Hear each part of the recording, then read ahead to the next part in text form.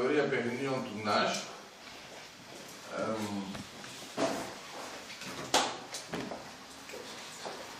Δεν θα σας κάνω την ρουσιανιά να σας πω, εφόσον ξέρετε την προηγούμενη θεωρία παιχνίων, πάω κατευθείαν στο Nash. Να παίρνω λίγο κομμάτια από την προηγούμενη.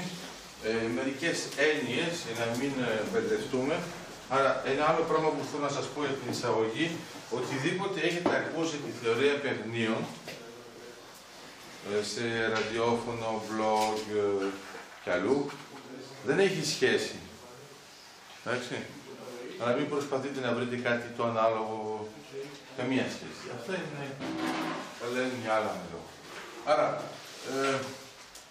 πρέπει να έχουμε ένα παίγνιο,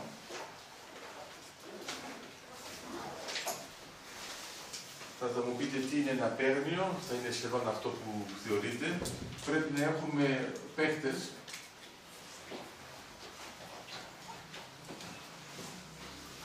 Ο παίχτες, αν είναι μονάδα, τότε είμαστε στην θεωρία αποφάσεων. Εντάξει. Η θεωρία αποφάσεων, αν θέλετε, είναι μια εκφυλισμένη έννοια της θεωρίας παιχνίων όταν έχουμε έναν παίχτη. Δεν παίζει με έναν άλλο. Άρα εδώ θα έχουμε έναν παίχτη. Για να έχετε μια άποψη, αυτή η θεωρία θα μπει εξ ολοκλήρου μέσα στην θεωρία παιχνίων, όπου έχουμε πολλούς παίκτες, και θα το βάλουμε και μετά στην θεωρία αγορών. Αλλά η θεωρία αγορών δεν είναι αγορές που συνηθίζουμε. Εκεί πέρα θα έχουμε πάρα πολλούς παίκτες. Άρα τι σημαίνει πάρα πολλούς παίκτες? Εδώ είναι ένας, εδώ ας πούμε μπορεί να είναι μια δεκάδα, έως και την εκατοντάδα. Για θεωρία αγορών είμαστε σε χιλιάδες παίκτες. Αλλά χιλιάδες παίκτες, π.χ. μπορεί να είναι άνθρωποι που είναι στο χρηματιστήριο, μπορεί να είναι οι άνθρωποι που είναι στις τράπεζες, που βάζουν λεφτά ο καθένας, χωρίς να ξέρει πώς παίζουν οι άνθρωποι. Άρα, φορών εμείς θα επικεντρωθούμε σε αυτό. Οι παίκτες, σε αυτό το πλαίσιο, πρέπει να έχουν ένα όφελος, αν θέλετε κέρδος, ας το ονομάσουμε για να είναι ok, αλλά στην πραγματικότητα το κάπα που έβρε ήταν το κόστος. Άρα, το πρώτο πράγμα είναι κατά πόσο το κόστος μετριέται. Άρα, το κλασικό είναι ότι όταν κερδίζουμε βάζουμε συν 1, όταν χάνουμε μείον 1, όταν υπάρχει ισοπαλία 0. Το κλασικό. Το ισοπαλία 0 θα δείτε πώς το λέω. Άμα είσαστε λίγο στο σκάκι, η ισοπαλία δεν είναι έτσι, γράφεται μισό. Άρα είναι ένας τρόπος. Άρα, μόλις ορίσω την έννοια του κόστους, η θεωρία παιχνίων θα αρχίσει ιστορικά από δύο ανθρώπους. Άρα είναι ο Φόιν Νόιμαν. Ο Φόιν Νόιμαν είναι μαθηματικός, μια ιδιοφυΐα, και ο Μόργενστεν. Αυτός είναι οικονομολόγος και προσπαθούν να κωδικοποιήσουν τα παίγνια έτσι ώστε να έχουν και εφαρμογές στον τομέα της οικονομίας. Αν νομίζετε ότι είναι άσχετο, σας υπενθυμίζω ότι ο Nash το 1954 πήρε το βραβείο Νόμπελ. Οικονομίας όμως. Διότι δεν υπάρχει βραβείο Νόμπελ στα μαθηματικά. Άρα, ο Φόιν Νόιμαν και ο Μόργενστεν θα ασχοληθούν με μια ειδική κατηγορία. Είναι θεωρία παιχνίων μηδενικού αθροίσματος. Άρα, μηδενικό άθροισμα σημαίνει ότι όταν προσθέτω το κέρδος που μπορεί να είναι αρνητικό και να είναι κόστος από τους, ας πούμε, δύο παίκτες, πρέπει το άθροισμά μου να είναι 0. Άρα, θεωρούν από την αρχή ότι όταν παίζουμε ένα παίχνιο, πάνω κάτω είμαστε πάντοτε σε αυτή την περίπτωση. Έχει ενδιαφέρον γιατί παρόλο που ακούτε συχνά εκφράσεις του τύπου win-win, συνεχίζεται όταν κάνετε διαπραγματεύσεις, και αυτό είναι ένας τεράστιος τομέας, το βλέπουμε και στη ζωή, αλλά οι διαπραγματεύσεις, όταν το κάνετε εσείς, έχετε την εντύπωση ότι πάνω κάτω, αν θέλετε να διαπραγματευτείτε, λέτε άμα θα κερδίσω κάτι, είναι να χάσω κάτι άλλο. Θα σας πει ο άλλος, το βλέπετε πολύ συχνά στην πολιτική, δεν πρέπει να προτείνετε μαξιμαλιστικές λύσεις. Κάπου πρέπει να χάσετε. Αυτή η ιδέα κάτι πρέπει να χάσετε, είναι λανθασμένη, γιατί άμα είσαστε σε παίρνιο μη μηδενικού ατρίσματος, δεν έχει να χάσετε πουθενά και μάλιστα μπορούν να κερδίσουν και οι δύο. Γι' αυτό υπάρχει το win-win. Απλώς να θυμάστε, όταν έχουμε παίρνιο μηδενικού ατρίσματος, αναγκαστικά θα έχουμε μόνο win-lose, lose-win.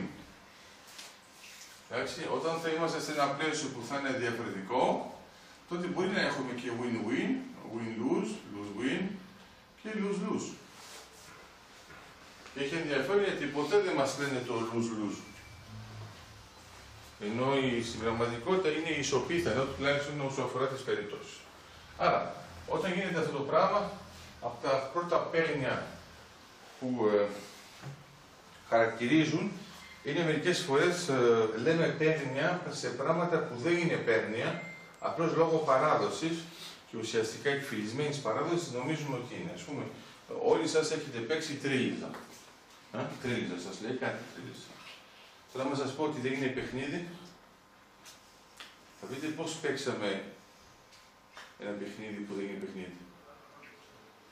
Άρα πάνω κάτω σας κορόιδεψαν.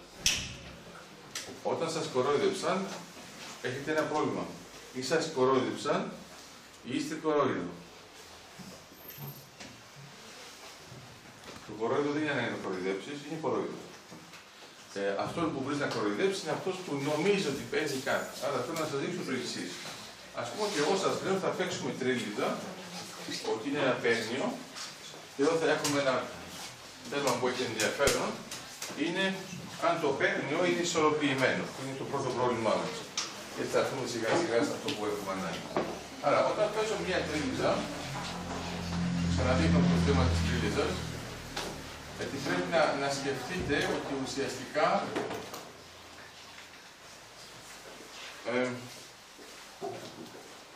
θα αντιληφθείτε ότι θα αποδείξουμε ότι η τρίλιζα δεν είναι παίρνιο μέσω μιας στρατηγικής παιρνίων.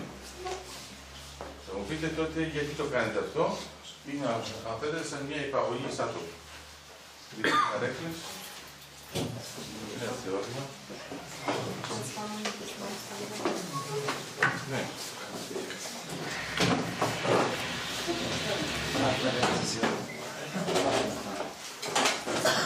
Ωραία. Άρα, αν θυμάστε καλά, σε ένα παίρνιο τέτοιου τύπου, υποτίθεται, το βάζω εισαγωγικά για να μην μπερδευτείτε. Κανονικά έχετε έναν παίχτη και έναν δεύτερο παίχτη. Αυτοί οι παίχτες παίζουν διαδοχικά. Και εδώ είναι άλλη μια κατηγορία η οποία θα την κρατήσουμε. Υπάρχουν τα διαδοχικά παίρνια και υπάρχουν και τα ταυτόχρονα παίρνια. Μερικά παίρνια όταν είναι ταυτόχρονα και τα μετατρέπεται σε διαδοχικά, εκφυλίζονται. Όταν κάνετε, ας πούμε, ψαλίδι πέτρα χαρτί, έχει νόημα μόνο όταν το κάνετε ταυτόχρονα. Αν σου πω παίξει. Το παιδί μου το παίζει, εγώ το ξέρω. Είναι εύκολο, αλλά εδώ ευτυχώς έσωσε, γιατί άρα το ξαναλέω. Έχετε το χαρτί, το ψαλίδι και την πέτρα. Και έχει τον κανόνα ότι το ένα νικάει το άλλο. Άμα το βάζεις κάθε φορά μετά από τον άλλον, κερδίζεις πάντα. Άρα γίνεται γελίο, δεν είναι πια παίχνιο. Γι' αυτό πρέπει να είναι ταυτόχρονα. Εδώ είναι διαδοχικό. Τώρα τι θέλω να σας πω, πώς μπορούμε να αποδείξουμε ότι αυτό το παίρνιο δεν είναι. Αυτό που μπορούμε να δείξουμε είναι ότι ο πρώτος κερδίζει πάντα. Ωραία. Είδατε ότι μερικοί από εσάς συμφωνούν τώρα, αλλά να ξέρετε ότι άμα αποδεικνύεται ότι ο πρώτος κερδίζει πάντα σε ένα παίρνιο, τότε δεν είναι πια παίρνιο. Γιατί ό,τι και να κάνει ο άλλος κερδίζει, αλλά το θέμα σου είναι αν θα είσαι πρώτος ή δεύτερος. Εδώ λοιπόν τι κάνουμε, ξέρουμε ότι ο πρώτος άμα παίξει στο κέντρο, πόσες διαφορετικές περιπτώσεις έχουμε για τον δεύτερο. Μη ισόμορφες. Όλα τα άλλα. Όχι. Αν ήταν όλα τα άλλα, δηλαδή είχα κάνει την ερώτηση. Αλλά κάθε φορά που θα κάνουμε μια ερώτηση και θεωρείτε ότι είναι εντελώς απλή ή αυτονόητο, όπως θα λέγαμε, η απάντηση, να σκέφτεστε τη δεύτερη απάντηση που δεν είναι αυτονόητο ούτε απλή, αλλιώς δεν θα έκανα την ερώτηση. Δύο. Αλλά ποιες είναι οι δύο? Η γωνία είναι η πλευρά. Σωστά. Άρα, βλέπεις υπάρχει κι άλλος που είναι σαν εμένα. Δεν είμαι μόνος. Άρα, στην πραγματικότητα έχουμε απλώς δύο περιπτώσεις. Γι' αυτό είπαμε ότι πρέπει να είναι μη ισόμορφο.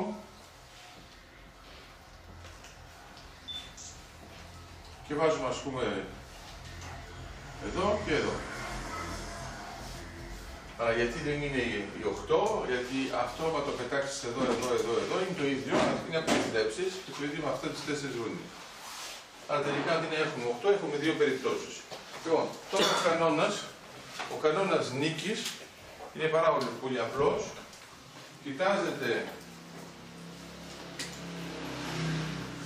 Κοιτάζετε αυτόν τον άξονα και παίζετε δίπλα.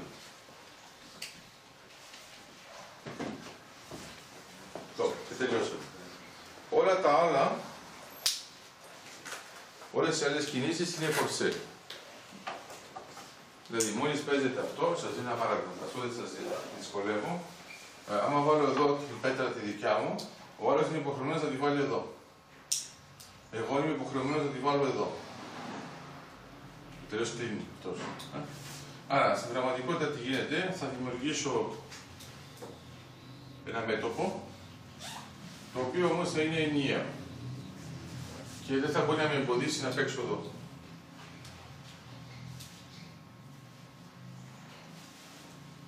Πιάσατε ή δεν το πιάσατε? Γιατί νιώθω μόνος τώρα? Νιώθω μόνος, σε λίγο θα φύγω.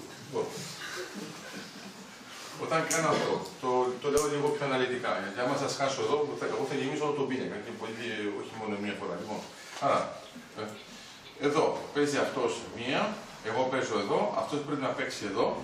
Εντάξει. Με αναγκάζει να παίξω εδώ τώρα. Αυτός τώρα δεν μπορεί να χάσει εδώ, αλλά πρέπει να παίξει εδώ αυτός. Εντάξει. Τώρα λοιπόν, επειδή αυτό είναι ενιαίο, αυτός έχει μπλοκαριστεί και έχουμε τον έναν παίχτη που έχει σπασμένο μέτωπο. Το λέμε πιο λαϊκά, έφεγε τα μούτρα του. Και τον άλλο που έχει ένα ενιαίο, που σημαίνει ότι τώρα όταν θα μετακινηθώ έτσι για να κάνω τη διαγώνια, αυτό δεν μπορεί να βγει. Εντάξει. Άρα εδώ θα έχουμε μία έννοια του μετώπου με σπασμένο μέτωπο. Αυτό το σχήμα πρέπει να το έχετε όταν θα παίξουμε πιο σοβαρά. Αυτός που έχει σπάσει το μέτωπό του λόγω ανάγκης θα χάσει. Αυτός που το σπάζει εξ επίτηδες είναι για να μπει όλος μέσα και να τον πιάσει από τις δύο πλευρές. Εντάξει. Αν έχετε δύο λόφους, αν είστε κουμπούρες, συμβαίνει και αυτό. Κάθεστε κάτω, αν δεν είστε πηγαίνετε πάνω σπασμένα, δεν έρχεται το όλο στο κέντρο, το ρίχνετε από τις δύο πλευρές. Ακόμα και πέτρες φτάνει. Εδώ λοιπόν είναι το ίδιο. Στην πραγματικότητα, αυτό που βλέπουμε είναι η έννοια του μετώπου διαφορετικά από το σπασμένο. Πάνω κάτω είναι αυτό που τους έλεγες, να μας σκέφτεστε να είμαστε πιο πολλοί. Βέβαια δεν τους είπες το δεύτερο υπονοούμενο που έχεις στο μυαλό σου, είναι να είστε πιο πολλοί μαζί μας. Όχι πιο πολλοί εναντίον μας. Γιατί άμα άλλος γραφτεί στο τέτοιο και λέει «Α, εγώ αυτό δεν το γουστάρω», δεν τον ήθελες, αλλά το ξέχασες σαν υπενθύμηση. Και δεν θα φανεί πολύ διπλωματικό. Άρα, το διαδοχικό αυτό σημαίνει λοιπόν ότι σε αυτό το παίρνιο, η τρίλιζα, μπορούμε να αποδείξουμε ότι ο πρώτος θα νικάει πάντα, οποιαδήποτε και να είναι κίνηση, σημαίνει αυτή η φράση. Όποια και να είναι η κίνηση, εντάξει, υπάρχει πράξη. Άμα είμαστε σε αυτό το πλαίσιο, σημαίνει ότι μπορεί και να χτυπιέται όλος να κάνει οποιαδήποτε άλλη κίνηση, εγώ έχω μια στρατηγική. Αυτή η στρατηγική, αυτό εδώ, λέγεται κυρίαρχη στρατηγική. Εντάξει. Αλλά κυρίαρχη στρατηγική, όταν την έχετε εσείς, άμα κάνετε ένα λάθος, μπορεί να τη χάσετε, όταν την έχει ο άλλος και δεν κάνει λάθος, τότε το έχετε χάσει. Ναι. Αλλά μερικές φορές η θεωρία παιχνιών, η αληθινή, που λέει για να κερδίσεις, ή μάλλον για να μην χάσεις, πρέπει να μην παίξεις. Αναλύεις τα δεδομένα, βλέπεις τα δεδομένα και λες, άστο, δεν παίζω. Μόλις λες δεν παίζω, ήδη δεν έχασες. Θα μου πεις, μα δεν κέρδισα. Ναι, αλλά το θέμα ποιο γίνεται, είναι ότι μερικές φορές οι άνθρωποι νομίζουν ότι κερδίζουν, π.χ. σας βάζουν να παίζετε χαρτιά, σας βάζουν δίθεν να κερδίσετε, και εσείς λέτε εντάξει, είναι η πρώτη φορά στη ζωή μου παίζω χαρτιά, στην πραγματικότητα περιμένουν να ποντάρετε περισσότερο για να σας κερδίζουν όταν θα χάσετε. Άρα κερδίζετε ας πούμε 1 ευρώ και χάνετε 10. Κερδίζετε όμως. Αλλά κερδίζετε μείον 9 ευρώ. Άρα άλλος θα σας έλεγε πέταξες εδώ έτσι. Εδώ λοιπόν αυτό που θέλουμε να δούμε είναι τι γίνεται σε άλλο πλαίσιο. Για να έχουμε λοιπόν ένα παιχνίο πρέπει να έχουμε μια διαπραγμάτευση, να είναι π.χ. διαδοχικό ή ταυτόχρονο. Θα το δούμε αυτό. Μπορούμε τώρα να έχουμε μια κυρίαρχη στρατηγική, δεν υπάρχει πάντα. Και τώρα θα εξετάσω μια άλλη περίπτωση που είναι σημαντική. Το παιχνίο πρέπει να είναι δίκαιο. Αλλά πάνω κάτω το δίκαιο τι σημαίνει, σημαίνει ότι οι παίχτες που παίζουν έχουν τις ίδιες πιθανότητες να νικήσουν. Μπορεί να μην είναι ακριβώς. Ας πούμε στο Skype όταν παίζετε με τα λευκά έχετε λίγο περισσότερο πιθανότητα να κερδίζετε παρά όταν παίζετε με τα μαύρα επειδή παίζουν πρώτα τα λευκά. Στο Go έχουν μια ενδιαφέρουσα προσέγγιση, βάζουν handicap. Δηλαδή όταν παίζετε Go, έχετε δικαίωμα να τοποθετήσετε μερικές πέτρες, τοποθετεί αυτούς που είναι αδύναμους, αυτό τον βοηθάει να εξισορροπήσει με τον δυνατό και έτσι μπορούμε να έχουμε παίχτες δυνατούς να παίζουν με σχετικά μέτριους, όχι εντελώς, εντάξει, να μην ξέρεις καθόλου, δεν παίζεις, αλλά με σχετικά μέτριους και να έχει μια ενδιαφέρουσα παρτίδα, το οποίο αυτό δεν γίνεται ποτέ στο Skype. Στο Skype ένας καλός παίζει με έναν καλό, άμα παίζει με έναν πολύ χάλια, δεν παίζει η παρτίδα. Αλλά το θέμα του δίκαιο θα το δούμε τώρα, θα δούμε πώς το κοιτάζουμε σε ένα διάγραμμα νίκης. Άρα, ας πούμε ότι παίρνουμε τις τρεις περιπτώσεις. Ξανάρχομαι τώρα για να εξηγήσω αυτό που παίζει ο γιος σου. Άρα, έχουμε μία πέτρα, έχουμε ένα ψαλίδι και έχουμε και ένα χαρτί. Το ξαναλέω αυτό για να είμαστε σίγουροι ότι παίζουμε το ίδιο παιχνίδι. Άρα ξέρουμε ότι το χαρτί κερδίζει την πέτρα. Το για να το πει στο μηνά, θα κερδίζει πιο συχνά. Έχουμε λοιπόν την πέτρα που κερδίζει το ψαλίδι και έχουμε το ψαλίδι που κερδίζει το χαρτί. Είμαστε εντάξει, συμφωνούμε. Θα πάνω κάτω αυτά τα βελάκια τώρα θα τα τοποθετήσω με κόστος και θα πω αυτός εδώ με αυτόν έχει συν 1. Ενώ αυτός με αυτόν έχει μείον 1. Συμφωνούμε. Okay. Θα κάνω ακριβώς το ίδιο για όλους. Και εδώ, θα πάω ακριβώς το ίδιο. Θα παρατηρήσετε βέβαια αμέσως ότι αν κάνετε αυτόν τον υπολογισμό, ο καθένας είναι στο 0. Που σημαίνει τακτικά ότι μπορεί να κερδίσει με τον ίδιο τρόπο, άρα πάνω κάτω όταν θα επιλέξετε την επιλογή σας, είναι ισορροπημένο το παίγνιο, γιατί οι τρεις επιλογές που επιλέγετε έχουν την ίδια αξία δυνατοτήτων. Μπορούν ή να κερδίσουν μία άλλη επιλογή που κάνει ο άλλος ή να χάσουν μία άλλη επιλογή που κάνει ο άλλος. Τώρα θα κάνουμε μια καινοτομία, το οποίο το κάνουν τα παιδιά, αλλά δεν ξέρουν ότι την έχουν πατήσει μόλις το κάνουν. Μερικές φορές, επειδή βαριούνται αυτό, βάζουν και τέταρτο στοιχείο. Βλέπω ότι μερικά παιδιά το έχουν παίξει. Ωραία. Και είναι άλλα που βάζουν και πηγάδι. Εσύ από ό,τι φαίνεται το παίξατε με μολύβι, το βάλουμε με μολύβι. Τώρα οτιδήποτε και να πω, αυτοί που το έπαιξαν με μολύβι θα είναι εναντίον τους, αλλά εγώ δεν ξέρω ποιος ήταν, εντάξει. Κάνω ότι δεν είδα ποιος είπε τη λέξη μολύβι.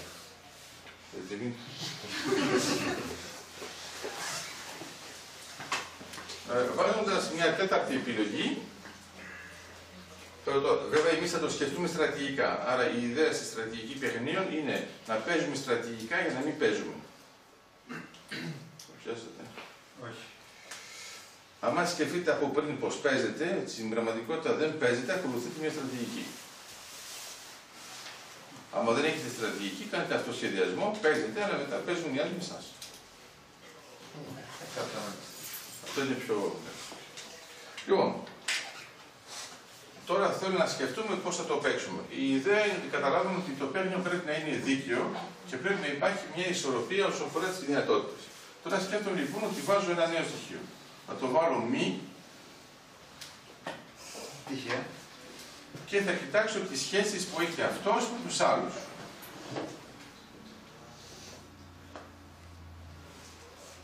Τώρα, για να μην καταπατήσω όλους που έπαιξαν αυτό το πράγμα, θα σας πω ότι όπως και να το επιλέξετε, θα ήταν λάθος. Δηλαδή, κανονικά εδώ, στις τρεις επιλογές, αυτοί που έπαιξαν το παιχνίδι, μπορούν να το συμπληρώσουν. Σε ποια σημεία βάζουν συν και σε ποια σημεία βάζουν πλην. Είμαστε εντάξει? Άρα, εγώ σας λέω ότι όπως και να τα βάλετε, έχετε δύο επιλογές. Συμφωνούμε? Άρα, ουσιαστικά έχω 8 περιπτώσεις. Και στις 8 περιπτώσεις καμία δεν είναι σωστή. Και είναι όμοιες σωστή. Άρα, πρέπει να καταλάβουμε το εξής. Όταν κοιτάζω τώρα αυτό θα το ονομάσω βαθμός.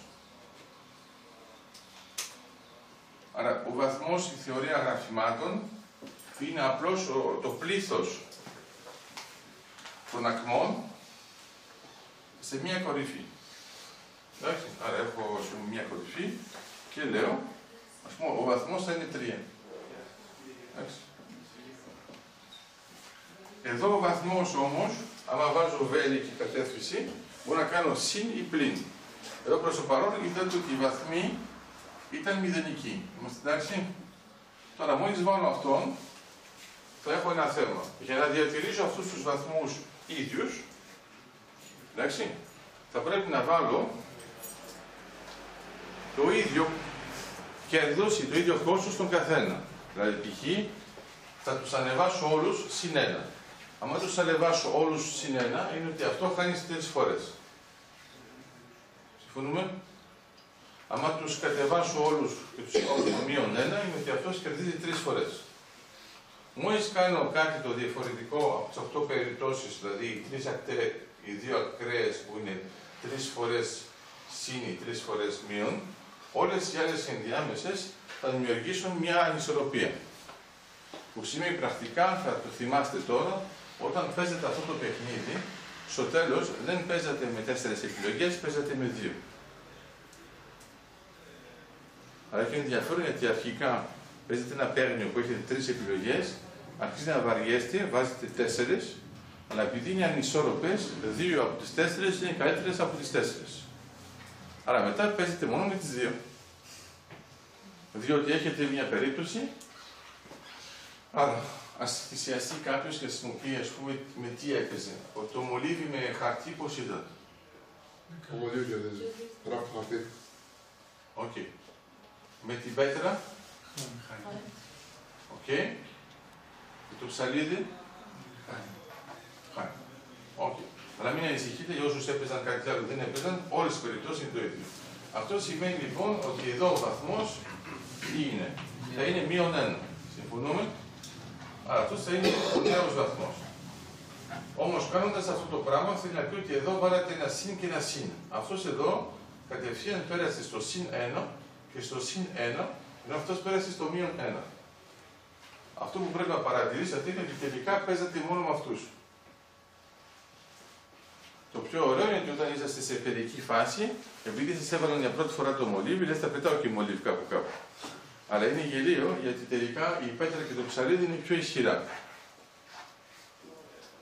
Να ξαναπετάτε πέτρα. Και όσοι μετά το καταλαβαίνει και σου λέει μήπως με ψαλίδι. Αλλά πρόσεξτε τι γίνεται. Εδώ έχουμε με ένα άλλο κυρίαρχο. Το ψαλίδι και η πέτρα έχουν και τα δύο συν 1. Αλλά είναι του ίδιου τύπου. Αλλά η πέτρα κερδίζει το ψαλίδι. Αλλά στην πραγματικότητα σας συμφέρει να παίζετε σχεδόν μόνο πέτρα. Για να βρει λύση να σας κερδίσει ο άλλος, πρέπει να μην παίζει το πιο πιθανό και κάπου να πετάει και ό,τι να είναι. Π.χ. το χαρτί. Όμως αυτό που βλέπετε είναι ότι η ανισορροπία που δημιουργήσετε σας έκοψε το παιχνίδι στα 2. Και δίνετε λοιπόν προτιμήσεις. Αυτό δεν είναι κακό να το ξέρετε, αλλά είναι κακό να νομίζετε ότι δεν έχετε προτιμήσεις. Αλλά εδώ θα σας χρησιμοποιήσει μια στρατηγική και τώρα που δεν έχετε παίξει ποτέ, το δοκιμάσει με το γιο σου εσύ, αν είσαι κακός πατέρας βέβαια, και θα παίξει τη στρατηγική έτσι ώστε να χάνει πάντα. Και λες, έχω ένα πολύ ωραίο παιχνίδι, θα στο μάθω και θα χάρη και εγώ θα είμαι ο Θεός. Λοιπόν, μην ανησυχείτε, είναι μερικοί που ψηφίζουν και κλέβονται με αυτόν τον τρόπο. Εντάξει, αλλά μην νομίζεις. Άρα, αυτό εδώ τώρα η εξήγηση ποια είναι. Η εξήγηση, άμα βγάλω τους βαθμούς, βγάλω όλους τους υπολογισμούς, πώς να κάνουμε βαθύτερη προσέγγιση του προβλήματος για να καταλάβουμε γιατί δεν λειτουργεί. Εδώ παρακάτω σας περιέγραψα ότι δεν λειτουργεί, αλλά δεν σας εξήγησα ότι δεν λειτουργεί, αλλά πάμε στην εξήγηση. Όταν κάναμε το πρώτο, έχουμε ένα τρίγωνο.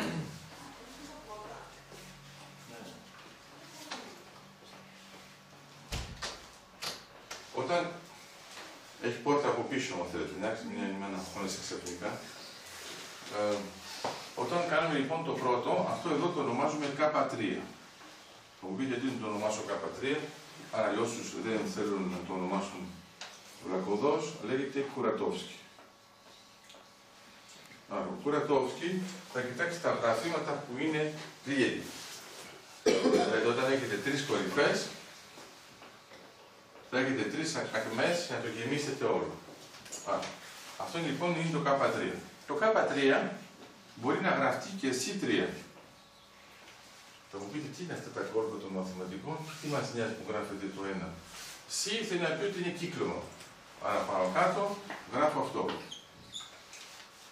Δηλαδή πάνω κάτω περιγράφω το γεγονός ότι παρόλο που έχω συμπληρώσει όλα τα στοιχεία με όλες τις ακμές, άμα βρω ένα κύκλωμα, περνάω από μία φορά πάνω σε κάθε κορυφή και ξαναέρχομαι στο ίδιο. Άρα, κοιτάξτε τώρα πώς πάει. Άμα σας βάλω τώρα K4. K4 θα είναι αυτό. Το K4 είναι με το μολύβι.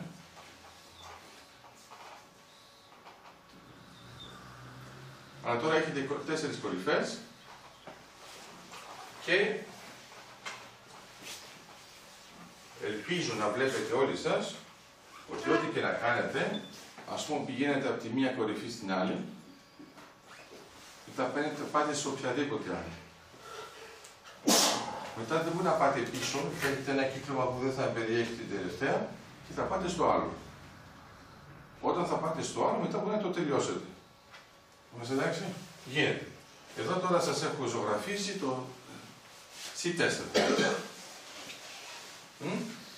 Όμως τι βλέπετε, το C4 δεν κάλυψε το K4. Θα μου πείτε και ποιο είναι το πρόβλημα μας. Άρα, θα σας δείξω τώρα ποιο είναι το πρόβλημα. Για αυτούς που έκαναν μολύβι, στην πραγματικότητα, αν βάζαμε μία πέμπτη επιλογή κολοκύθι, θα μπορούσαμε να κάνουμε ένα πέγνο δίκαιο. Αυτό και είναι απίστευτο. Εντάξει. Άρα το δείχνουμε τώρα γιατί. Στην πραγματικότητα τώρα βάζουμε, να σας το δείξω. Άρα προσέξτε λοιπόν, θα σας το δείξω χωρίς να σας το δείξω. Εφόσον θα έχετε την εξήγηση, χωρίς να περάσουμε καν στο παίγνιο. Άρα, θα βάλουμε λοιπόν αυτό εδώ. Αυτό είναι ένα C5. Δεν είναι. Και μετά θα βάλω ένα δεύτερο C5.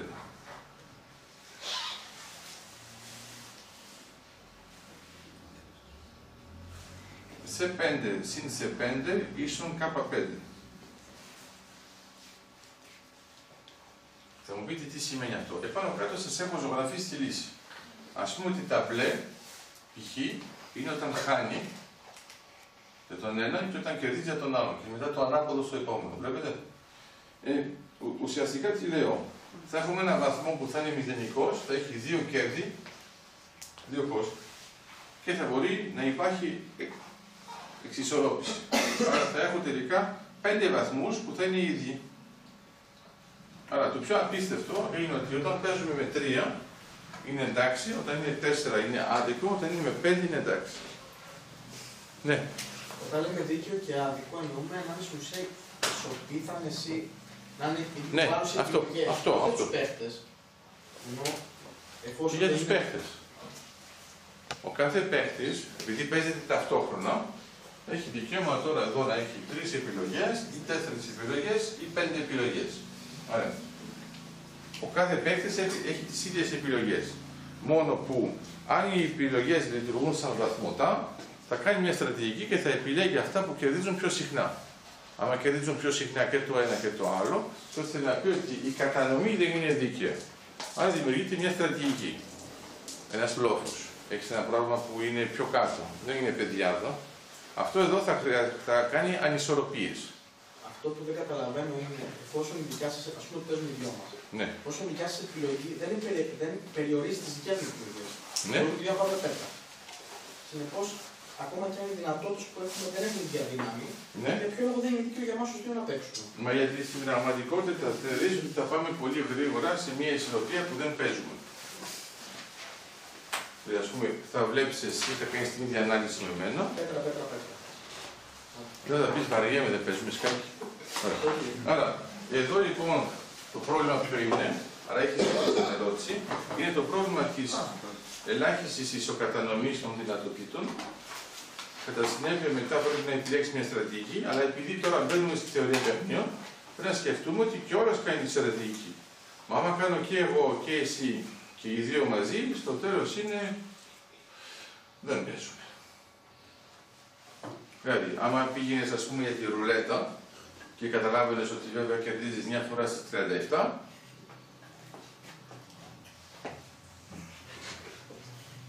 πρέπει να είσαι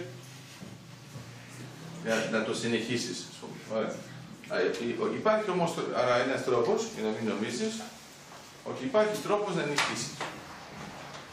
Αλλά πρέπει να έχεις ήδη λεφτά. Ναι. Γιατί άμα έχεις ήδη λεφτά και δεν έχει πλαφόν, λες πάρα πολύ απλά, λες κάνω το διπλάσιο κάθε φορά. Αυτό με ενδιαφέρει. Λοιπόν, όταν θα βάλεις το διπλάσιο, την ώρα που θα νικήσεις, όχι μόνο θα νικήσεις όλα αυτά που έβαλες, αλλά θα έχεις και παραπάνω. Και είναι μόνο και μόνο. Θα νικήσεις. Πώς? Θεωρείς ότι θα νικήσεις. Όχι, θα νικήσεις, μην ανησυχείς, γιατί είναι μόνο 37. Πρέπει να παίξεις 37 φορές όμως. Εσύ είσαι άνετος όμως, είσαι ας πούμε τη Σαουδική Αραβία, το Δεξινή Τελευκή, έτσι και αυτό. Όταν σε βλέπει πολλό, σου λέει πλαφόν, κύριε. Άρα, είναι πολύ απλό, όταν μπαίνετε σε ένα καζίνο, αμέσως σας λέει ποια είναι τα έξυπνα και ποια δεν είναι τα έξυπνα. Αν σου λέει τίποτα, είναι ότι είσαι σε μία έξυπνο παιχνίδι. Άρα δικό σου θέμα. Άμα σου πει απαγορεύεται να έχετε τεχνικές, θα είναι το blackjack. Άμα σου πει παίξε όσο θες, αλλά πλαφόν. Ξέρεις ότι σου έχει κόψει τη δυνατότητα να χρησιμοποιείς αυτή τη τεχνική. Μόλις την κόβει, θα χάσεις. Και λέγεται καταστροφή. Το ΣΕ 4 είναι άδικο παιχνίδι γιατί χάνονται δυνατότητες εξ αρχής και όχι λόγω στρατηγικής. Σωστά. Άρα, και μετά για να εξισορροπήσεις την άδικη δυνατότητα, ήταν και η ερώτηση του η αρχική, θα επιλέξεις μια στρατηγική η οποία δεν θα επιλέγει πια όλες τις επιλογές. Αλλά με αυτόν τον τρόπο έχεις εκφυλίσει το παιχνίδι. Ενώ στο άλλο που θα πάμε στο 5, θα σου δείχνω το 5 για να δείτε ότι ακόμα και να βάλουμε περισσότερο, πάλι γίνεται, πάλι είναι ισορροπημένα και πάλι εδώ θα έχουμε μια δυσκολία ανάλογη με το 3. Άρα, εδώ απλώς η κάλυψη μας λέει ότι όταν έχουμε τα κυκλώματα που περνάνε πάνω σε ένα γράφημα και αυτά τα κυκλώματα αθροίζονται και μπορούν να περάσουν από αυτό το γράφημα και να περάσουν από όλα τα στοιχεία, δηλαδή όλες τις ακμές και τις κορυφές, τότε έχουμε αυτή την κάλυψη που θα μας δώσει το πλαίσιο. Αν δεν έχουν, όπως είναι εδώ, τότε θα έχουμε ένα πρόβλημα. Άρα, σας δίνω αυτό το παράδειγμα και μάλιστα θα είναι σχεδόν μια λύση. Τώρα μπορώ να σας πω κάτι άλλο, ότι και στη θεωρία παιχνιδιών, χρησιμοποιώντας και τη θεωρία Ramsey, μπορείτε μερικές φορές να σκεφτείτε τι μπορείτε να κάνετε όταν δεν ξέρετε τι πρέπει να κάνετε. Θα χρησιμοποιήσουμε κάτι που χρησιμοποιήσατε ακόμα και τώρα την ώρα που καθίσατε, όταν φέρετε περισσότερες καρέκλες. Αν έχετε λιγότερες καρέκλες από τους ποπούς σας, θέλει να πει ότι ένας ποπός είναι όρθιος. Θα μου πείτε δεν είναι τόσο θεαματικό αυτό, αλλά αυτό λέγεται το θεώρημα των περιστεριών στα μαθηματικά. Πάνω κάτω σας λέει, όταν οι φωλιές σε αριθμό είναι μικρότερες από τα περιστέρια, τότε σημαίνει ότι έχουμε δύο περιστέρια μες στη φωλιά. Το παίρνω από την άλλη. Αλλά εδώ τώρα σας λέω το ανάλογο σας λέω ότι παίζουμε πάνω στις ακμές, είναι παιχνίδι, και σας λέω ότι θέλω να βρούμε, παίζοντας πάνω στις ακμές, τώρα παίρνετε όσα θέλετε.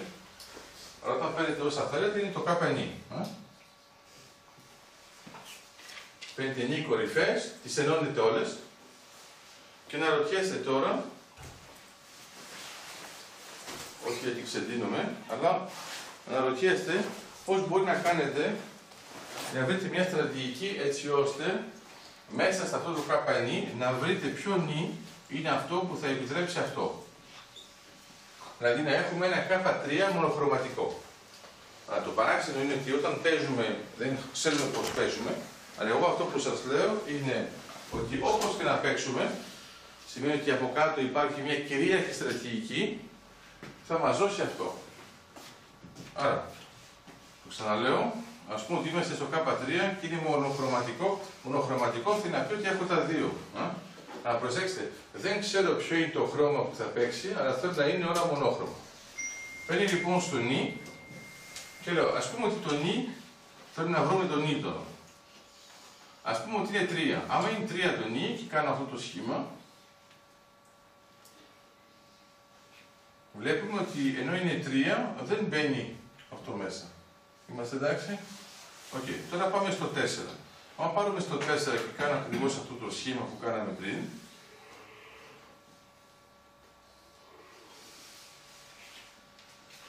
βλέπετε ότι το K3 δεν μπαίνει πουθενά.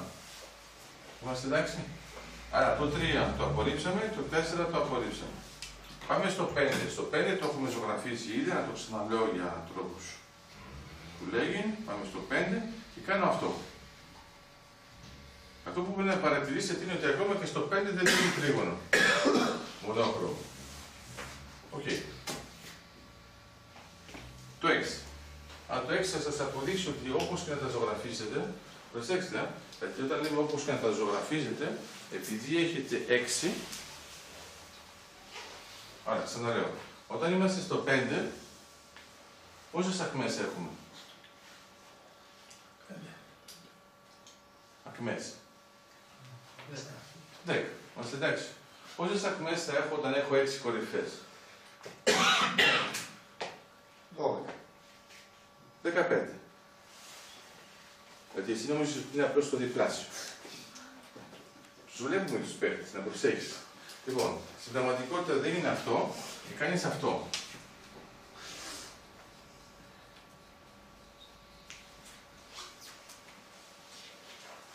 Άρα, αυτό που απάντησε ο προηγούμενος και ήταν σωστό ήταν αυτό. Εντάξει. Άρα, σε κάθε περίπτωση μικρή είναι αυτό. Τώρα όμως εδώ είμαστε στα 15. 15. Άρα, τώρα θέλω να σας πω το εξής. Αν το σκεφτείτε, είναι μερικοί που κάνουν λίγο πιο πολύ πληροφορική, ας πούμε, και μπορεί να είναι και μεταξύ σας. Τώρα σας λέω πόσα διαφορετικά μπορώ να ζωγραφίσω γραφήματα που να έχουν 6 κορυφές και έχοντας 2 επιλογές για κάθε ακμή.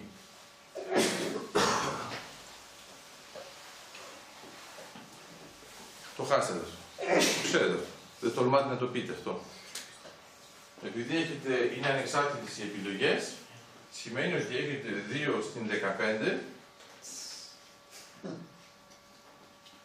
Εντάξει, συμφωνούμε. Έχω 15 επιλογές. Κάθε φορά έχω 15 ακμές, έχω 2 επιλογές, αλλά είναι 2 επί 2 επί 2 επί 2, 15 φορές. Το 2 στην 15 είναι αρκετά μεγάλο. Άρα, για να σας αποδείξω αυτό που πρέπει να αποδείξω τώρα, πρέπει να ζωγραφίσω τα 2 στη 15 και να δείτε ότι όπως και να τα έχω ζωγραφίσει τυχαία, αναγκαστικά υπάρχει ένας από τους δύο. Άρα θα ήταν, ας πούμε, μέθοδος κτίνιος. Δηλαδή, πραγματικά, δεν έχεις ιδέα, αν θα βάζω όλα, θα φανεί που θα πάει. Αλλά τώρα θα το κάνουμε λίγο πιο έξυπνα και θα πούμε το εξής. Ας πούμε ότι έχω 6. Άμα πάρω οποιοδήποτε από τα 6, έχει αναγκαστικά 5 ακμές που το συνδέω με τα άλλα.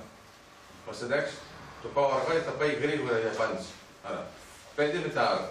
Άμα έχω μόνο 2 χρώματα και είναι 5, αναγκαστικά από ένα από τα 2 χρώματα χρησιμοποιώ 3 ακμές. Γιατί άμα χρησιμοποιούσα μόνο 2, θα είχα 2 συν 2, δεν θα μπορούσα να φτάσω ποτέ στο 5. Άρα χρησιμοποιώ τουλάχιστον 2-3 ακμές που έχουν το ίδιο χρώμα. Είμαστε εντάξει? Δεν το χάσατε εδώ? Όχι. Όχι, δεν προσπαθείτε, το κάνετε. Εμένα μου είπαν ότι εδώ είναι πολύ καλή. Στο τέλος να μας κάνεις τεστ. Όχι, εγώ κάνω σε όλη τη διάρκεια, να ξέρεις. Λοιπόν. Άρα βάζω 1, βάζω όπου να είναι. Αν δεν σας αρέσει εσείς, σας αρέσει εδώ, το αλλάζω. Εντάξει, καλά. Είναι το ίδιο, εντάξει. Ωραία. Τώρα λοιπόν το ζωγραφίζω εδώ και θέλω να το ζωγραφίσω έτσι ώστε να μην έχω τρίγωνο μονοχρωματικό. Άρα είμαι αναγκασμένος να βάλω αυτό, λέω θα είχα ένα κόκκινο, και να βάλω αυτό, λέω θα είχα ένα κόκκινο. Συμφωνούμε? Εδώ τώρα έχω αμέσως ένα πρόβλημα με αυτή την ακμή. Αυτή η ακμή ή θα είναι κόκκινη, θα κάνω τρίγωνο, ή θα είναι μπλε και θα κάνω τρίγωνο. Άρα εδώ σας αποδεικνύει τι? Σας αποδεικνύει ότι όποια και να είναι η επιλογή σας, μέσα σε ένα K6 θα έχετε πάντοτε ένα K3.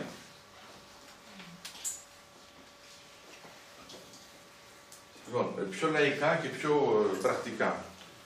Τι μέγεθος πρέπει να έχει μια δημοκρατία για να έχουμε ένα πούτς? Χούτς, μια χούντα. Άμα σας το πω έτσι, φαίνεται πολύ παράξενη σαν ερώτηση, δεν είναι? Αλλά στην πραγματικότητα τι έχω κάνει τώρα? Η δημοκρατία είναι εδώ. Καθένας επιλέγει ό,τι θέλει, ό,τι να είναι. Okay. Με τον δικό του τρόπο, ας πούμε εδώ είναι δημοψήφισμα. Ναι, όχι. Ωραία. Μετά, ποια είναι η δυνατότητα να έχω ένα υποσύνολο ανθρώπων που να ψηφίζουν όλοι με τον ίδιο τρόπο? Και πάνω κάτω είναι ότι έχω ένα K9 ουδέτερο, όλοι, και έχω μετά ένα K3. Και εγώ σας λέω τώρα παίρνω μόνο 3. Άρα, π.χ. Ποιο είναι το μέγεθος μιας δημοκρατίας για να έχω μια χούντα με 3? Η απάντηση είναι 6. Επίπτωση. Σε δημοτικό συμβούλιο βάζουμε 5 άτομα. Δεν βάζουμε 6. Άμα έχουμε 3 επιλογές, η απάντηση θα είναι 18. Σε δεύτερο δημοτικό συμβούλιο πάμε στα 17.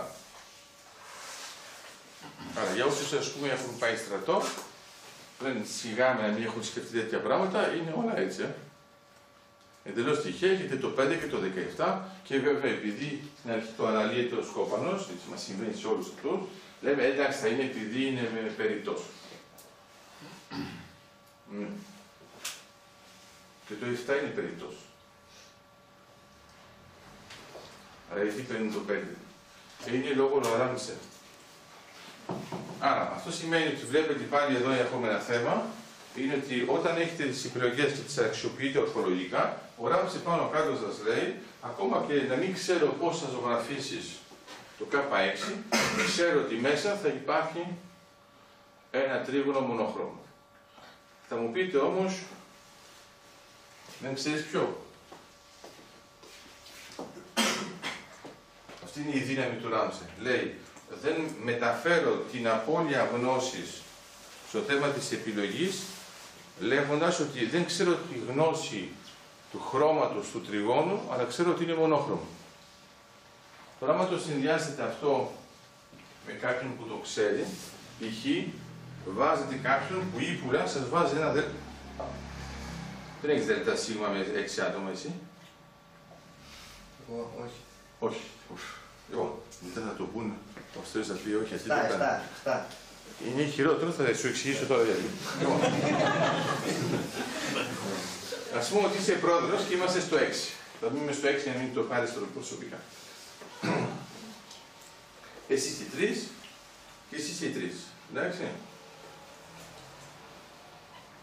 Εσύ έχεις φάτσα πρόεδρο. Φάτσα πρόεδρο. Άρα, η φάτσα πρόεδρο τι είναι? Είναι αυτός που λέει, εγώ ξέρω θεωρία Ράμψε, αυτή δεν ξέρω. Μην γελάτε, συνήθως ζητάνε σε άλλους. Να τους πούνε, και νομίζω ότι είναι κομπίνες, απλώς είναι μαθηματικά. Άρα, εσύ τι ξέρεις? Ξέρεις ότι πάνω κάτω θα παιχτεί 3-3. Λες το μυαλό σου. Άρα θα είναι επικίνδυνο, μπορεί να μην περάσει. Τώρα για να περάσει, θα χρησιμοποιήσει το θεώρημα της μοίγρας.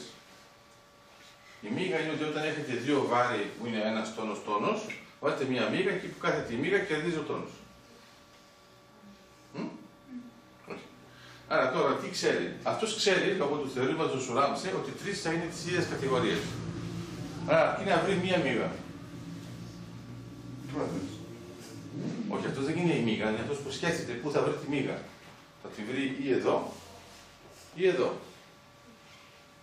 Μόλις έχει τη μίγα μαζί του, θα πάρει 4.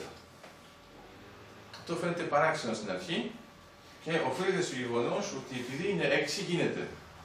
Ο μόνος τρόπος τώρα, πες ότι το αντιλαμβάνεσαι εσύ, και έτσι ξέρει τι θα μας κάνει, θα μου βάλει να ψηφίσει έτσι και εδώ μπορείς να βάλεις λευκό.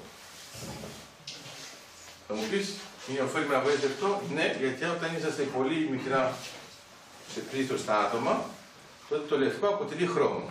Όταν πάμε σε μεγάλα, δεν είναι πια χρώμο. Είναι βλακία. Δηλαδή, σε μεγάλα μεγέθη, αυτός που ψηφίζει λευκό, ψηφίζει τον νικητή. Πώς δεν το ξέρει. Εντάξει, καταλάβετε αυτό. Αλλά στις εκλογές ότι ψηφίζει το λευκό. Ναι. Στις εκλογές, ας πούμε, εθνικές εκλογές, που είναι αρκετά χιλιάδες άτομα, ας πούμε, ούτε καν είναι εκατομμύρια πρόσωπα. Όταν ψηφίζει λευκό, η θεωρία παιχνίων σου λέει ότι ψηφίζει για τον νικητή. Και πώς θα παίρνει το τύπο? Μα γιατί στην πραγματικότητα, επειδή είναι ουδέτερα, φεύγουν.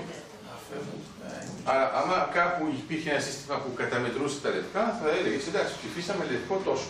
Εδώ το πρώτο πράγμα που κάνουν, τα βγάζουν τα λευκά και μετράνε τα ποσοστά που έχουν μείνει. Άρα, στην ουσία, εσύ, ως λευκός, πήγες στον νικητή. Το πιο ωραίο, όταν έχεις να κάνεις με πραγματικούς κόπανους, είναι να σου λέει εγώ ψήφισα λευκό για να μην βγει. Εντάξει. Αυτό δεν το συζητάμε, πρέπει να έχετε κάνει πρώτα μια μικρή εξήγηση, γιατί αλλιώς θα φλακωθείτε, γιατί είναι μερικοί που είναι και περήφανοι κιόλας. Γιατί εντάξει, ότι είσαι βλάκας δεν πειράζει. Αλλά ότι είσαι περήφανος ότι είσαι βλάκας δεν είναι μόνο βλάκας, έχει άλλη λέξη στα ελληνικά, έχει 3 φορές το άλλο. Άρα εδώ είναι ένα πλαίσιο που σας επιτρέπει να δείτε πώς παίζουμε. Είμαστε εντάξει. Ξαναπαίρνουμε τώρα.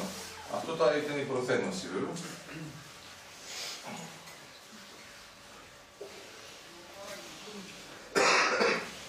Δεν είπαμε ότι είναι 5 ώρες στο σεμινάριο. Η γυναίκα δοκιμάζει τα κοπέλια. Σωστά. Δεν σβήνει και πολύ καλά. Λέω εγώ τώρα, εντάξει. Μήπως είναι από τους άλλους. Όχι.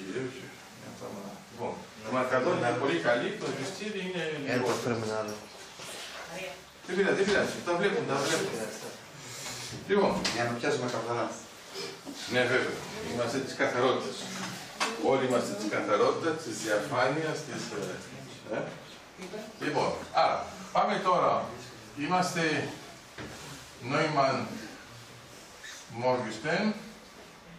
Εδώ θα χρησιμοποιήσουμε μερικές τεχνικές οι οποίες φαίνονται παράξενες, άρα παίζουμε ένα παίρνιο το οποίο δεν είναι απαραίτητα δίκαιο, εντάξει, δεν είναι απαραίτητα διαδοχικό, δεν είναι απαραίτητα ταυτόχρονο, δεν είναι απαραίτητα μόνο με δύο παίχτες, είναι απ' όλα. Αλλά είναι τουλάχιστον με δύο παίχτες. Εντάξει, γιατί είπαμε ότι όταν είμαστε μόνο με έναν παίχτη είναι θεωρία αποφάσεων. Όταν παίζουμε λοιπόν αυτούς τους δύο παίχτες, αυτή εδώ η θεωρία. Κάτι. Λοιπόν, αυτή εδώ η θεωρία θα είναι μόνο μέσα στο πλαίσιο σίγμα ίσον 0. Εντάξει, πολύ σημαντικό αυτό. Όταν έχω ένα πλαίσιο σίγμα ίσον 0, σημαίνει ότι όταν κερδίζω χάνεις, όταν κερδίζεις χάνω. Εντάξει, το κατάλαβες τώρα. Εδώ θα έχουμε τεχνικές, όπως είδαμε προηγουμένως, ότι μπορεί να υπάρχει... Ποιος ξέρει X? Δεν ξέρουν όλα τα παιχνίδια του κόσμου. Συγκρίτη. Δεν ξέρετε X. Σας συστήνω να παίζετε X τουλάχιστον για μια μικρή χρονική περίοδο, εκτός αν θέλετε να κάνετε πρωτάθλημα, αλλά το X παίζεται πάνω σε μια σκακέρα που είναι εξαγωνική και νομίζω τώρα καταλαβαίνετε γιατί λέγεται X. Και αυτό το παίγνιο, μία από τις εκδοχές είναι το δημιούργησε ο Nash. Άρα το παίγνιο X είναι πάρα πολύ απλό, έχετε πέτρες, δύο χρώματα, παίζετε πάνω σε μια σκακέρα που είναι εξαγωνική και πάνω κάτω αποφασίζετε, αναβάζω ένας πέτρες, ας πούμε ότι ο όρος είναι λευκός κλπ. Και η ιδέα είναι ότι αν μπορείτε να κάνετε ένα πράγμα, παρόλο που ο άλλος παίζει, και να ενώνετε, τότε κέρδισες. Εντάξει, παραπάνω κάτω η ιδέα ποια είναι ότι κερδίζει ή το ποτάμι ή η γέφυρα. Εντάξει. Αλλά ο παίχτης είναι ή η γέφυρα ή το ποτάμι. Αν είναι γέφυρα και ποτάμι μαζί, ξέρουμε ότι είναι η γέφυρα. Άμα το ποτάμι ξεχειρίζει, νίκησε το ποτάμι. Εντάξει. Άρα, σε αυτό εδώ το πλαίσιο, ο Νάσ είχε δείξει και το έδειξαν και αυτή, γιατί ήταν η μεθοδολογία τους, ότι όπως και να παίζεις, ακόμα και ό,τι να είναι, να παίζεις και όλος ό,τι να είναι, ένας από τους δύο κερδίζει πάντα. Πάντα. Εντάξει, δεν υπάρχει ποτέ ισοπαλία. Άρα αυτό εδώ είναι όχι ισοπαλία.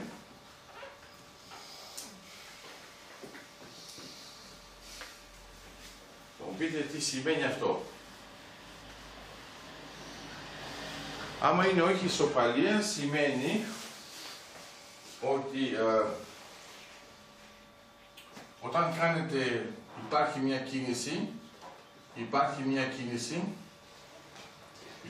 κίνηση κτλ. Άμα κάνετε το αντίστροφο, θα είσαστε στο οποιοδήποτε.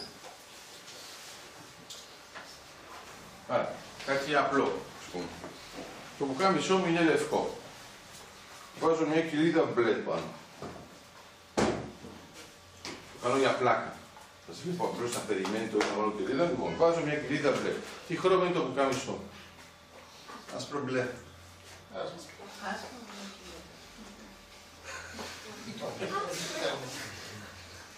Και κάτι που συναχωρεί τους δασκάλους είναι ότι αν κάνει μια ερώτηση και βλέπει ότι οι μαθητές δεν παρακολουθούν τι λέει.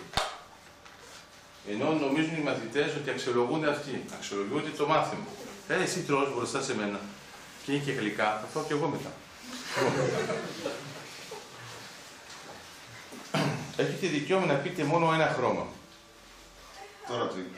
Όχι, θα δεις ότι πάλι θα είναι λάθος, μην είσαι. Ωραία. Άσπρο λέει αυτός, μπλε εγώ. Σωστά, και αυτή είναι μια ιδέα, αλλά θα δεις ότι μπορεί και να μην είναι ούτε το ένα ούτε το άλλο και πάλι την πάτησες. Δεν πειράζει. Όχι, πειράζει. Όχι, άρα η ιδέα ποια είναι ότι το μόνο πράγμα που μπορεί να πείτε ότι δεν είναι λευκό.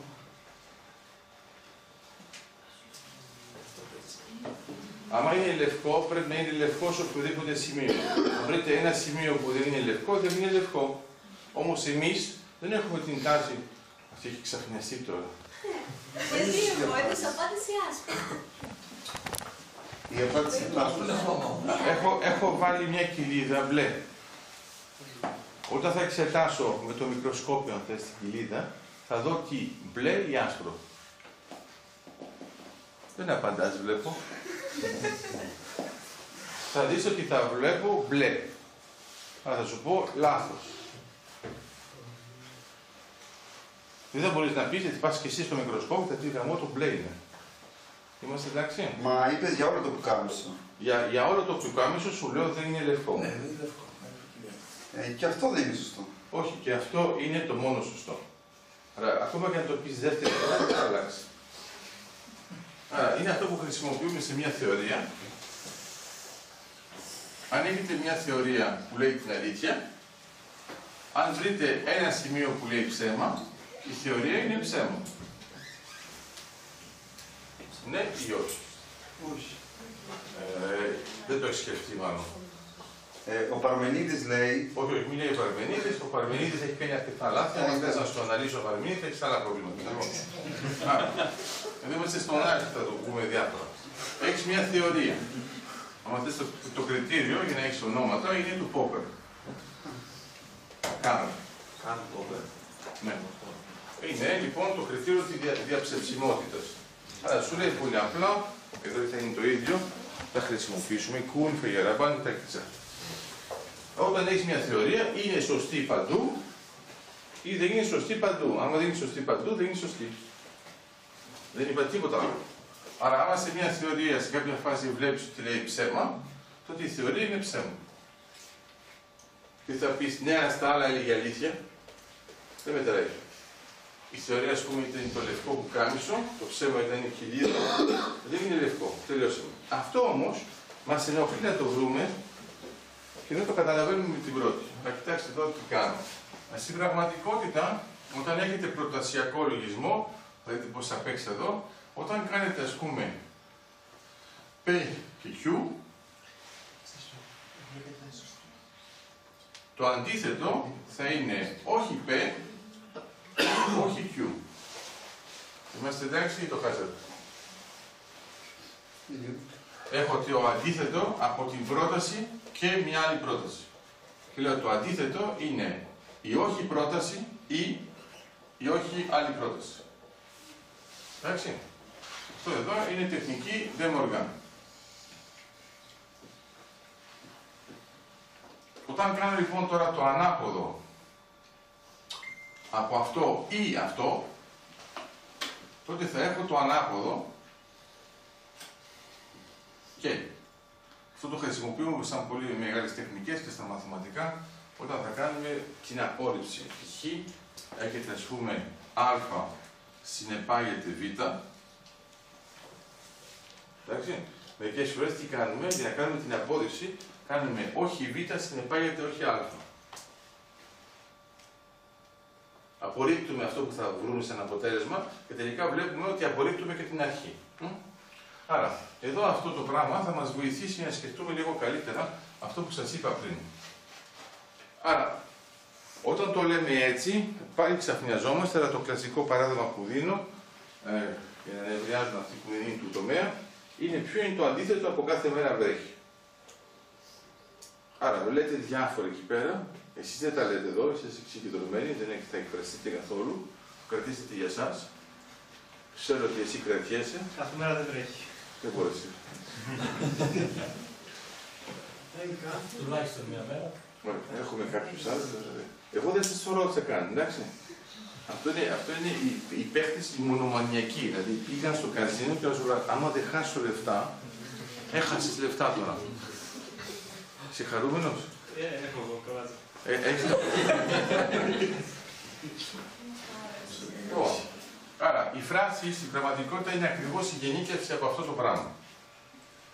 Στην πραγματικότητα, άμα λέτε κάθε μέρα βρέχει, κωδικοποιημένα είναι αυτό. Άρα, κάθε μέρα που ανήκει στην εβδομάδα βρέχει. Αυτή είναι η φράση.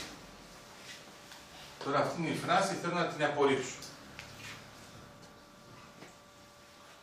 Για να την απορρίψω είναι υπάρχει μία μέρα που ανήκει στην εβδομάδα όπου δεν βρέχει.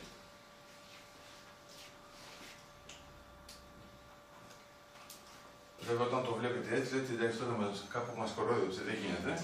Άρα ξαναβάζω το πουκάμισό μου, το θαλασσί, του βάζω 7 κομμάτια και μία μέρα δεν βρέχει. Αυτό δεν θα είναι το αντίθετο από κάθε μέρα βρέχει? Διότι έχετε δικαίωμα να έχετε μόνο αλήθεια και λάθος. Άρα, άμα αυτό είναι αλήθεια, αυτό είναι λάθος. Άμα αυτό είναι λάθος, είναι η όχι αλήθεια.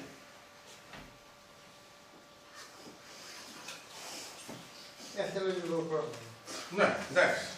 Ωραία, μερικές φορές αυτά μπερδευόμαστε, αλλά δεν είναι με τον Παρμενίδη, πρέπει να περιμένει τον Αριστοτέλη για να έχουμε τα πρώτα δείγματα που είναι ορθολογικά, γιατί είναι ο πρώτος που σκέφτεται πώς σκεφτόμαστε και θα δημιουργήσει την έννοια της λογικής. Αυτό σημαίνει λοιπόν ότι άμα το χρησιμοποιήσω με αυτόν τον τρόπο, είναι το εξής. Άμα λέω ας πούμε ότι κανένας παίκτης δεν θα νικήσει. Κανένας. Άρα, κανένας. Άρα για όποια κίνηση, θα βρω ότι δεν γίνεται. Εφόσον δεν υπάρχει Ισοπαλία. Που σημαίνει τώρα ανάποδα, εφόσον αυτό δεν γίνεται για όποιο, σημαίνει ότι υπάρχει μία κίνηση που θα δημιουργήσει μία άλλη κίνηση, άρα υπάρχει μία στρατηγική, αλλά το πρόβλημα είναι ότι δεν ξέρουμε ποιος την έχει. Αναφέρει αυτά τα ωραία θεωρήματα των μαθηματικών που είναι απόλυτα άχρηστα σε αυτούς που δεν κάνουν μαθηματικά. Σου λέει τώρα μας φώτισε, διότι μας λέει ότι υπάρχει μια στρατηγική να νικήσεις, αλλά χωρίς να μας λέει ποιος την έχει. Όμως, αυτό που πρέπει να καταλάβετε είναι ότι αυτά είναι που λέμε οι συμβουλές του Θεού. Το γεγονός ότι κάποιος σας λέει ότι υπάρχει λύση θα σας επηρεάσει τις αποφάσεις που θα πάρετε. Ενώ άμα σας πει δεν υπάρχει λύση και είναι διαπιστωμένο, τότε θα δείτε θα σταματήσετε αλλιώς. Εντάξει. Αλλά μερικές φορές, αλλά για ανθρώπους που είναι πιο πολύ πληροφορικής, θυμάστε όταν έχετε ένα while στο πρόγραμμά σας. Και έχετε μια συνθήκη, ξέρω εγώ, την άλλη. Και τη λέτε, όσο είναι αυτό το πράγμα, κάνεις αυτό. Να ξέρετε ότι άμα δεν έχετε έναν αλγόριθμο ο οποίος τελειώνει, αυτό είναι απαγορευτικό. Δηλαδή είναι πολύ απλό, δεν απαντάει ποτέ ο υπολογιστής. Αν όμως κάποιος με για ποιο λόγο μαθηματικό σας λέει ο αλγόριθμος τελειώνει, τότε αυτό έχει δικαίωμα να το βάλετε.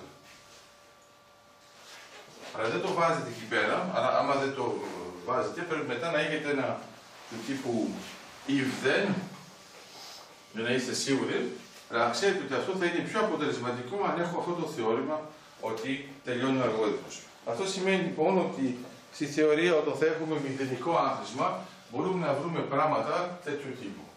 Τώρα μπαίνουμε στη θεωρία και εδώ είναι η καινοτομία του Nash. Λέει και τι γίνεται όταν δεν είναι μηδενικό το άθροισμα. Είναι πολύ απλό. Πριν τον Nash, πριν τη δεκαετία του 50, έλεγαν δεν γίνεται τίποτα, άστο καλύτερα, αυτό είναι ό,τι να. Και για όσους έχουν δει λίγο ή έχουν διαβάσει A Beautiful Mind, εγώ σας συστήνω να το διαβάσετε παρά να δείτε το έργο, αλλά τέλος πάντων, για πρώτη φάση δείτε το έργο. Δεν λέει ακριβώς τα ίδια με το βιβλίο και τα λέει πιο συμπυκνωμένα, με μερικά λάθη σε σχέση με το βιβλίο. Το βιβλίο είναι πάρα πολύ ωραίο και είναι βιογραφικό του Nash και τον βλέπετε σε κάποια φάση, ή όσοι έχουν δει ήδη το έργο, ότι ασχολείται με τα περιστέρια. Περπατάνε τα περιστέρια και λες ο άνθρωπος έχει πάθει κάτι, δεν γίνεται, και κάνει τα περιστέρια. Το πιο ωραίο, εγώ σας είχα βάλει τώρα βιντεάκι, δηλαδή το οργανώσαμε έτσι. Τα περιστέρια όταν τα βλέπετε, έχετε την εντύπωση ότι κάνουν ό,τι να είναι. Είναι επειδή εσείς δεν ξέρετε τι σκέφτονται. Το πιο ωραίο είναι ότι έχουν ανάγκη να σκεφτούν σχετικά λίγο για να κάνουν αυτό που κάνουν, ενώ εσείς νομίζετε ότι δεν σκέφτονται.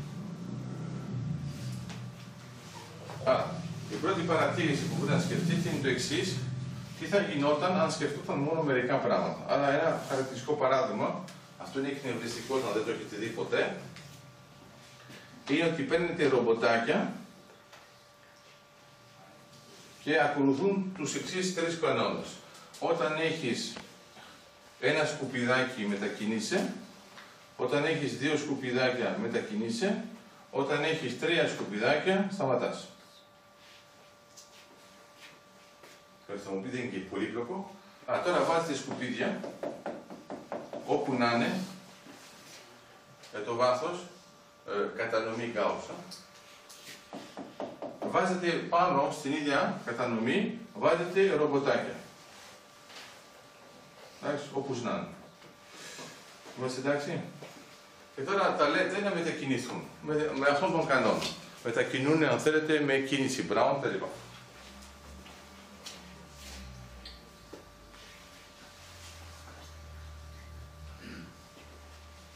Σας βάζουν όλα τα σκουπίδια σε έναν κύκλο. Δίσκο, για να είμαστε έτσι ακριβώς. Τώρα κοιτάξτε τι θα γίνει, αυτό είναι αυτό που γίνεται στην κανονική ζωή. Τώρα, αν σας σβήσω αυτή τη γνώση, και θα σας πω, έτσι είναι η κατάσταση Α, τώρα είναι η κατάσταση Β. Είναι δύσκολο να μην σκεφτείτε ποιος το σκέφτεται να το κάνει έτσι. Το πιο ωραίο είναι ότι άμα θυμηθείτε τι σας έχουν πει, η μνήμη σας, θα ξέρετε ότι κανένα ρομπό δεν ξέρει τι είναι κύκλος, δεν ξέρει τι είναι δίσκος και το κάνει επειδή το έχουν πει αυτοί τις κανόνες. Αλλά τώρα τι σας λέω, θα σας θυμίσει λίγο Chomsky. Είναι ότι η γραμματική αυτών των κανόνων σε δράση θα μας δημιουργήσει αυτό το αποτέλεσμα. Το μπορεί να είναι και ιαδρό. Μερικές φορές δίνω ιδέες σε αυτόν, παίζουν όλοι μαζί και δημιουργούν μια άλλη ιδέα. Στην οποία όμως δεν είχαν δώσει καμία έμφαση με την έννοια π.χ. ότι σε κανέναν δεν είπαμε να κάνουν ένα κύκλο. Εντάξει. Ωραία. Λοιπόν, τα περιστέρια έχουν τις ίδιες τεχνικές. Έχετε δει ποτέ πουλιά να πετάνε μαζί? Ναι. Ωραία. Αλλά να είναι αρκετά, όχι 2-3. Θα δείτε ότι σας δίνουν την εντύπωση ότι είναι σαν έτσι κάνουν κάτι τις κινήσεις. Εντάξει.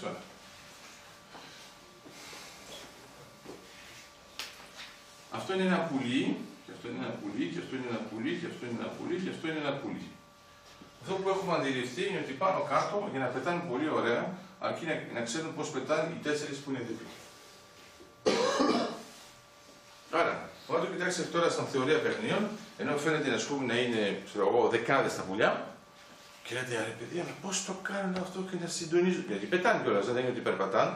Εμείς μας βάζετε σε μια πλατεία και γίνεται χαμός. Ακόμα και σε διαδήλωση. Πρέπει κάποιος να μας βάζει από εδώ, λίγο από εδώ τα πανώ, από πίσω οι άλλοι και από την άλλη οι άλλοι που μας λένε ότι δεν είμαστε τόσο όσο είμαστε.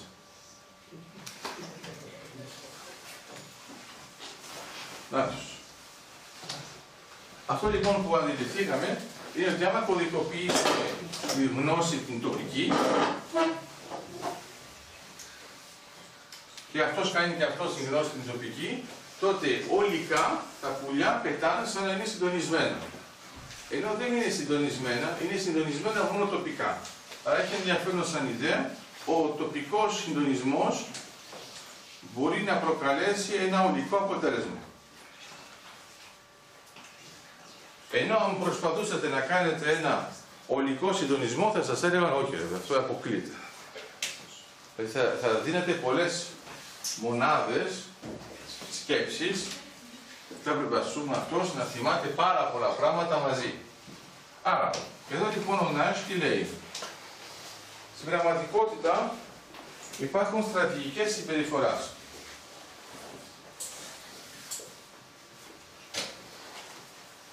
Άρα είναι αυτά που αναλύσαμε, θυμάστε, δίκαιο, άδικο, επιλογή, του ίδιου τύπου επιλογή. Επειδή σηκώνεται ότι έχουμε τελειώσει, πρέπει να φύγουμε. Όχι. Αυτό άρχισαμε με τον Άσο. Τη φοβήθηκα ξαφνικά. Η Βίκη δεν κάνεις έτσι, σαν τα αεροπλάνο που πρέπει να φύγει. Όχι, εντάξει. Λοιπόν, για να υπάρχουν στρατηγικές συμπεριφορές, σημαίνει ότι ουσιαστικά, επειδή είναι μη μηδενικό το πλαίσιο, μπορεί να έχω αυτό που λέγαμε πριν, το win-win, win-lose, lose-win και lose-lose. Αλλά εδώ έχει ενδιαφέρον, γιατί κάθε φορά στην κοινωνία σας λένε για το win-win, να ξέρετε ότι όταν ένας πολιτικός σας μιλάει συνεχώς για το win-win, συνήθως είμαστε μέσα στο lose-lose. Το χειρότερο είναι όταν τον έχετε ψηφίσει εσείς. Και λες, όχι Θεέ μου, εγώ το κάνω αυτό. Και είναι ναι, γιατί... Μάλα έλεγε. Και άμα έχεις ψηφίσει και λευκό, είναι ακόμα χειρότερο. Άρα, να θυμάστε, να μην ψηφίσει καθόλου είναι το ίδιο με λευκό. Γιατί δεν κατάλαβες τι είναι δημοκρατία. Εδώ άλλοι άνθρωποι πεθαίνουν για να ψηφίσουν, και οι γυναίκες μέχρι να ψηφίσουν, και τότε λες, δεν θέλω. Δεν με ενδιαφέρει. Πήγαινε σε μία χούτα. Λοιπόν, όταν έχουμε τις 4 επιλογές, να θυμάστε ότι όταν είμαστε στο ΝΑΣ, οι 4 επιλογές, προσέξτε, οι 4 επιλογές είναι επειδή έχω βάλει μόνο 2 παίχτες. Καταλαβαίνετε ότι αυτό θα γίνει τέτοιο. Άρα, εδώ η ιδέα του ΝΑΣ είναι η εξής. Υπάρχουν στρατηγικές συμπεριφοράς, ό,τι και να κάνω. Έτσι. Διάφορα. Αλλά θα σας θυμίσει λίγο ο Ράμψε, θα καταλάβετε, όταν θα χρησιμοποιήσουμε Κακουτάνη. Άρα, αυτό είναι ένα θεώρημα, είναι fixed point, η ιδέα ποια είναι. Είναι ότι όταν κάνετε πολλές κινήσεις, συνεχόμενο από όλους, υπάρχουν περιπτώσεις όπου υπάρχει ένα σημείο που δεν κινείται. Δείτε πώς είναι δυνατόν να κινούνται όλοι και ταυτόχρονα να υπάρχει ένα σημείο που δεν κινείται. Διότι άμα είχαν κινηθεί όλοι με τον ίδιο τρόπο, τότε θα είχαμε, όχι όμως, την περίπτωση της αρχικής συμπεριφοράς, δηλαδή πάνω κάτω, ας πούμε, κινούνται όλοι έτσι, μετάθεση. Κινήθηκαν όλοι, αλλά τότε είναι εκτός πλαισίου. Βγήκαν. Έχετε ένα πλαίσιο. Τους βάζετε όλους, τους λέτε να μετακινηθούν όλοι κανονικά. Τσακ, βγαίνουν. Τώρα τους λέτε θα μετακινηθείτε όλοι κανονικά, αλλά δεν έχετε δικαίωμα να βγείτε. Είναι μερικοί που ήταν στην άκρη. Αυτοί που ήταν στην άκρη και να μετακινηθούν μπορούν να πάνε από την άλλη. Όταν θα πάνε από την άλλη θα διασταυρώσουν κάποιον. Την ώρα που διασταυρώνουν, στην πραγματικότητα, πρέπει να σταματήσουν. Και σταματάνε. Άρα αυτό σημαίνει πάνω κάτω, θα χρησιμοποιήσω αυτή την τεχνική, ότι θα σας το δώσω τώρα για να καταλάβετε και με ένα άλλο θεώρημα, το καταθέτω. Και είναι μια ωραία εφαρμογή ανάλογη. Παίρνετε τη σφαίρα, ας πούμε, παίρνετε στο μυαλό σας την υδρόγυνη. Εντάξει, και πάνω στη σφαίρα βάζετε ένα διάνυσμα τοπικό. Είναι μια κατεύθυνση. Τώρα βάζετε όλα τα σημεία από όλη τη σφαίρα και σε κάθε σημείο βάζετε ένα διάνυσμα. Το θεώρημα το ομβυλικό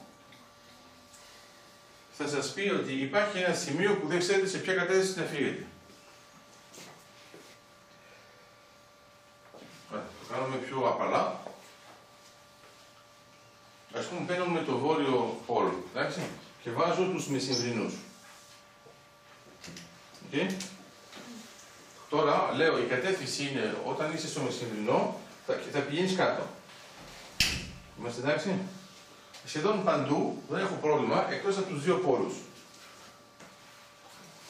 Γιατί όταν είσαι στον πόλο, το βόρειο πόλο ας πούμε, δεν ξέρεις προς τα πού να φύγεις. Μόλις κάνεις ένα βήμα, όπου και να είναι, εκεί ξέρεις πως πρέπει να φύγεις προς τα κάτω. Αλλά εδώ το προς τα κάτω είναι από παντού. Από εδώ είναι ότι έρχονται όλα. Εδώ έχουμε λοιπόν δύο ομβυλικά σημεία. Να το κάνουμε λίγο πιο έντεχνο. Ας πούμε παίρνουμε τη σφαίρα, είμαστε τώρα από πάνω και κάνω αυτή την κίνηση. Βλέπετε. Άρα θα δημιουργήσω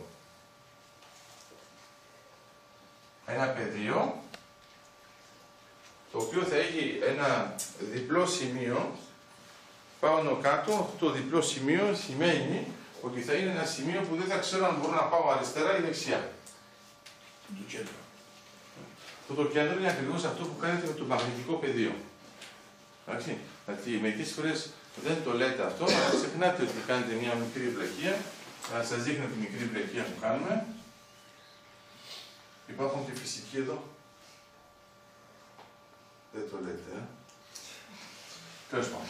Αυτό λίγο κοροϊδεύουμε τα παιδιά, αλλά δεν θα το πούμε γιατί πολύ καλά παιδιά. Τέλος πάντων, εδώ βάλουμε λοιπόν το βορρά, εδώ βάζουμε τον νότο. Και ξέρετε πώς κάνουμε, πάνω κάτω κάνουμε αυτό το σχήμα, θυμάστε. Και μετά λέμε ότι συνεχίζει κτλ. Και στην πραγματικότητα ξεχνάμε να πούμε ότι σε ένα σημείο δεν κλείνει. Αλλά επειδή έχει λίγο αστάθεια, ή θα πάρει δεξιά ή αριστερά, αλλά πάνω σε αυτό το σημείο, στην πραγματικότητα τώρα, άμα το βάλω πάνω σε μια σφαίρα, είναι αυτό. Άρα τι σημαίνει αυτό? Σημαίνει ότι όταν θέλω να βάλω μια πορεία, η οποία να είναι, αν θέλετε, ας το κάνουμε το πιο απλό, να είναι ομαλή. Εντάξει, που σημαίνει πρακτικά παραγωγήσιμη παντού. Θα μου εμφανιστεί αυτό το θεώρημα και είναι λέγεται επίσης αυτό το θεώρημα, όταν έχουμε ένα ομβυλικό στοιχείο, λέγεται η μαλλιαρή μπάλα. Δηλαδή παίρνετε μια μπάλα, της βάζετε μαλλιά και την χτενίζετε, όπως θέλετε. Μόλις τη χτενίζετε, μοιάζει με να κάνετε εφαπτώμενα διανύσματα. Είναι μία τρίχα που δεν ξέρετε πώς να τη χτενίσετε. Και αυτό πάνω κάτω το βλέπετε στις μπάλες του τένις, όταν πηγαίνουν λίγο όπως να είναι, ειδικά όταν είναι λίγο πιο παλιές. Αυτό λοιπόν το Fixed Point Theorem θα το χρησιμοποιήσει ο Νάς και θα πει το εξής. Θα πει, αν δεν ξέρω τι θα παίξει ο άλλος, ξέρω ότι θα υπάρχει ένα σημείο όμως, και θα θυμίζει αυτό που είπαμε ήδη με Ράμσε, θα υπάρχει ένα σημείο μιας ισορροπίας. Άρα ας πούμε ότι έχω ένα πλαίσιο, μετακινούμαι όπως να είναι, και μετά κοιτάζω αν ένα σημείο είναι σταθερό, μετά κοιτάζω τις στρατηγικές που έχω ανάλογα με το πώς ξεκίνησα για να πιάσω το σημείο σταθερό και λέω ότι τοπικά σε αυτό εδώ έχω βρει μια στρατηγική του τύπου Nash. Αλλά αυτό σημαίνει τι? Σημαίνει ότι παίζετε με έναν τρόπο, παίζει και με έναν τρόπο, μετά ποντάρετε ότι εσείς θα παίξετε αυτό, αλλά εσείς δεν ξέρετε τι παίζετε, ο άλλος ποντάρετε θα παίξετε το άλλο, και σας δίνω ένα παράδειγμα. Αν παίξετε διαδοχικά, μπορεί να έχετε τις λύσεις Stackelberg. Άρα οι λύσεις Stackelberg έχουν ενδιαφέρον, γιατί μιλάμε για παράγωγο και τι κάνουν. Λέει, θα παίξω εγώ πρώτος, αλλά ξέρω πώς παίζεις εσύ σε ένα προφίλ. Όπως ξέρω πώς παίζεις εσύ σε ένα προφίλ, εγώ θα ποντάρω πώς παίζω σε σχέση με το πώς παίζεις. Ο άλλος ξέρει ότι έπαιξατε μετά και θα ποντάρει ανάποδα. Άρα δίνω ένα παράδειγμα. Ας πούμε ότι παίζετε παίρνει διάφορα και έχετε ένα προφίλ δικό σας. Αυτή είναι η απόδοσή σας. Εδώ είναι το maximum. Μετά έχετε τον άλλον. Φανταστείτε ότι είναι παιχνίδια σαν σκάκι και είναι ανάλογα με τα ανοίγματα. Και εσύ ανάλογα με τα ανοίγματα κέρδισες, άρα μπορείς να έχεις αυτό, ας πούμε. Έχεις εδώ. Εντάξει. Ένα παράδειγμα για όσους καταλαβαίνουν τι λέω. Ας πούμε ότι είσαι πολύ καλός, καλύτερος, σε ανοιχτό άνοιγμα παρά σε κλειστό. Αλλά θα παίξεις πρώτα ε4. Είσαι καλύτερος. Όμως μαθαίνεις ότι ο άλλος είναι πάρα πολύ καλός σε ημίκλειστο. Που σημαίνει ότι όταν θα παίξεις ε4, αυτός θα περάσει σε ένα ημίκλειστο και θα σε νικάει. Άρα, ενώ εσύ είσαι το κανότερο, είναι το ανοιχτό άνοιγμα, ο άλλος είναι το ανώτερό του, είναι το ημίκλειστο άνοιγμα. Άμα παίξεις αυτό, νικάς, αν αυτός θελήσει να παίξει το πλαίσιο σου. Το θέμα είναι ότι αυτός παίζει μετά από σένα.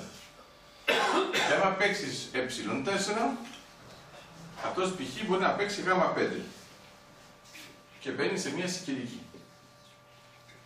Εδώ την έχεις πατήσει, γιατί παρόλο που εσύ έπαιζες για ανοιχτό, όταν σου το έκανε κλειστό ή μη κλειστό, σε βάζει σε σικελική και είναι πρωταθλητής Ελλάδος σικελική. Πάπ την πάτησες.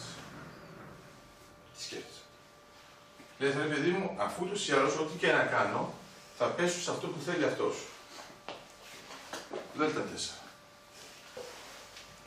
Θα πάω σε κλειστό. Σε κλειστό δεν είναι αυτό που είναι το καλύτερο του. Αλλά τι κάνω πάνω κάτω. Την ώρα που παίζω, σκεπτόμενος αυτά τα πράγματα, λέω ας πούμε ότι μπορώ να σας το κάνω λίγο διαφορετικό. Ας πούμε ότι θα σας κάνω ένα πράγμα που η καλύτερη κίνηση η δικιά μου είναι εδώ. Και λέω θα παίξω την καλύτερη κίνηση. Το θέμα είναι ότι ο άλλος είναι από πάνω. Άρα όταν παίζετε εσείς την καλύτερη κίνηση, ο αντίπαλός σας είναι πιο καλός. Άρα λες, μήπως να μην κάνω αυτό.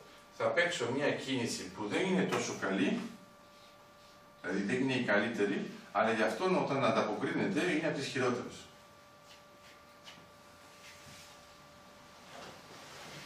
Να αναγκάζεις.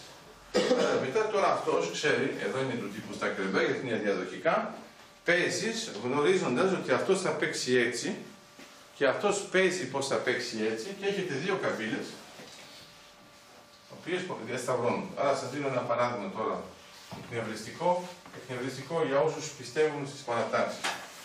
Σε μισός δεν έχει θέμα. Παρατάξεις στην τεχνή. έχετε κάποιο όφελος, κέρδος κτλ. Ο άλλος έχει κάτι άλλο που είναι τέτοιου τύπου. Εντάξει, αλλά πάνω κάτω έχετε αυτούς που είναι εργαζόμενοι, ο άλλος βγάζει λεφτά. Άμα βγάλει πολλά λεφτά, οι εργαζόμενοι θέλουν λεφτά. Άμα πάρουν πολλά λεφτά, ο άλλος δεν βγάζει λεφτά. Και κλείνει. Άμα κλείσει, δεν παίρνουν λεφτά. Άμα λοιπόν θέλουν να μην κλείσει, πρέπει να παίρνει λεφτά και εμείς πρέπει να παίρνουμε αρκετά, αλλά όχι πολλά, και όλος όχι πολύ, τελώς δεν γίνεται. Βλέπετε, άρα αυτό θα δημιουργήσει μια ισορροπία. Άρα αυτό συνήθως εσείς το ακούτε στις. Μπορεί να είναι και με εργαλεία, αλγοριθμικά ή όχι, τέλος πάντων. Και λέτε, αυτό το έχουν σκεφτεί οι άνθρωποι που τα σκέφτονται αυτά. Και ναι, γιατί το έχουμε λύσει ήδη από τη δεκαετία του 50. Θα μου πείτε τώρα, εφόσον το έχουμε λύσει από τη δεκαετία του 50, γιατί έχουμε ανθρώπους που πάνε να διαπραγματευτούν όταν έχει ένα παίρνιο με δύο παίχνες τέτοιου τύπου. Γιατί πρέπει να πληρωθούν. Σας εξηγώ πώς πάει. Στην πραγματικότητα, ό,τι και να κάνετε, πάνω κάτω είναι κάθε πράγμα που πηγαίνετε στο άλλο. Άρα, για να καταλάβετε, αυτού τώρα η θέση είναι αυτή, του άλλου η θέση είναι αυτή. Βλέπετε, είναι διαφορετικές. Πες απαράδεκτος, αυτός είναι τέτοιος, αυτός είναι τέτοιος. Άρα, εντάξει, παιδιά, αυτό το ξέρετε θα το κάνουμε αυτό. Στο τέλος θα καταλήξουμε πού. Ναι, βέβαια, ξέρουμε ότι θα καταλήξουμε εδώ. Υπάρχει σημείο ισορροπίας. Πάνω κάτω τι είναι απλώς η διασταύρωση των καμπυλών κέρδους του ενός και του άλλου. Αυτό το σημείο λοιπόν, όταν το βλέπετε σαν διασταύρωση, λέτε, μα δεν μπορεί να είναι τόσο εύκολο. Είναι τόσο εύκολο γιατί ό,τι και να κάνουν, επειδή παίρνουν στροφή να παίξουν με τον άλλον, αν τα διαγράμματα είναι. Όχι αληθινά, αν δεν έχουν απόκριση, να συγκλίνουν, τότε έχετε μια σύγκριση. Αυτό σημαίνει ότι στην πραγματικότητα θα σας πει ο δικός σας, εγώ πάλεψα και του πρότεινα αυτό. Ο άλλος θα πει, ο άλλος του πρότεινε αυτό. Μετά πηγαίνετε λοιπόν στο επόμενο και είπαμε, εντάξει λοιπόν, αφού δεν γίνεται, θα πάμε εδώ. Ο άλλος είπε, εντάξει παιδί μου, άπου και εγώ να φάω λίγο αυτό. Ισορροπία. Θα έχει πολύ πλάκα να μπει ένας μαθηματικός εκείνη τη στιγμή. Εντάξει. Λοιπόν, η ισορροπία που ψάχνετε είναι αυτό. Να ξέρετε ότι θα τον έβγαζαν έξω. Γιατί η διαπραγμάτευση θα τελειώνει εκείνη τη στιγμή. Εφόσον όλοι θα καταλάβουν ότι άμα πάνε λίγο πιο δεξιά ή λίγο πιο αριστερά, ο ένας χάνει, ενώ ο άλλος δεν υπάρχει λόγος να χάσει. Ενώ σε αυτό το σημείο καταλαβαίνουν και οι δύο ότι έτσι όπως είναι δεδομένα, γιατί δεν είναι ανεξάρτητες μεταβλητές, παίζουν η μία με την άλλη. Αλλά άμα παίζω πάνω στην άλλη, θέλει να πει του προκαλώ κάτι, όλες δεν το προκαλώ κάτι. Άρα στην πραγματικότητα το ξέρουμε. Όταν θα έχουμε ένα παίγνιο που θα είναι σε πολλές διαστάσεις με πολλούς παίχτες, πάνω κάτω θα έχετε ένα σημείο ισορροπίας που θα έχετε επιφάνειες οι οποίες διασταυρώνονται πρώτα πάνω σε μια καμπύλη, παίρνετε μια άλλη επιφάνεια που διασταυρώνεται σε μια άλλη καμπύλη και αυτές οι καμπύλες έχουν ένα σημείο που είναι κοινό. Αυτό λοιπόν που ανακάλυψε ο Νάσ, που είναι το τεράστιο θεώρημά του, είναι ότι πρώτα είχαμε τα συνεργατικά πλαίσια, παίγνια, άρα συνεργάζομαι τον άλλο, και τα μη συνεργατικά. Και λέγαμε είναι δύο διαφορετικές κατηγορίες, κάθε θεώρημα πρέπει να ασχοληθεί με αυτήν ή με αυτήν. Έρχεται ο Νάσ και λέει όλα αυτά εδώ είναι εδώ μέσα. Είναι πολύ βαρύ σαν θεώρημα, να ξέρετε. Εσείς νομίζετε ότι είναι δύο κατηγορίες και όλος έρχεται και λέει είναι υποσύνολο. Θα πεις, μα πώς είναι ένα συνεργατικό παίγνιο να είναι υποσύνολο μη συνεργατικού. Στην πραγματικότητα το ερμηνεύει ότι είναι σαν να μην ξέρουν οι παίκτες ότι συνεργάζονται. Για να το πούμε αλλιώς, ότι έχουν μια συνεργασία που δεν είναι τόσο καλή. Άρα, θα σας δίνω ένα παράδειγμα για να καταλάβετε πώς το πάμε.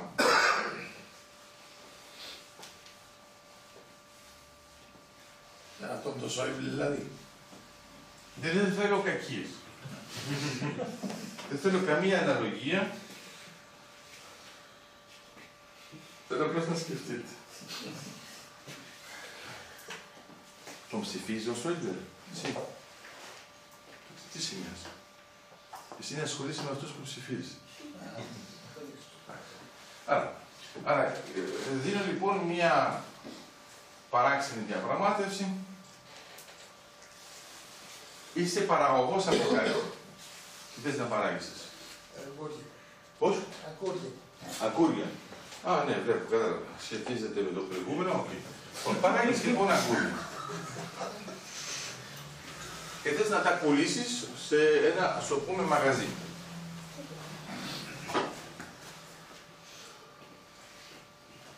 Θα το κάνεις μία φορά. Εγώ είμαι το μαγαζί, εσύ είσαι ο παραγωγός, εντάξει. Τι θα κάνεις, ας πούμε, θα πούμε τα αγκούρια, πόσο κοστίζουν τα αγκούρια σου? €1 το αγκούρι. Κοστίζουν. Α, είπες κοστίζουν. Εντάξει, δεν πειράζει, θα το πούμε €1, μετά τα αλλάζετε γυάλια αμέσως. Είναι θεωρητικό αγκούρι. Σημασία δεν είναι αν το τρώσει ή όχι, είναι αν το βάζουν αλλού. Λοιπόν, άρα, το αγκούρι είναι €1. Σε συμφέρει να μου πουλήσεις αγκούρια μάπα? Με €1, ναι. Όχι, δεν κατάλαβες. Γιατί μου το...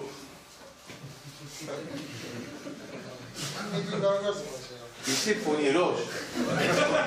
Εδώ δεν κάνουμε αυτό. Λέμε απλώς και χωρίς πονηριά, η θεωρία παιχνίων προβλέπει ότι όταν κάνεις ένα γύρο το παίχνιο, αυτός που πουλάει συμφέρει να πουλήσει μάπα.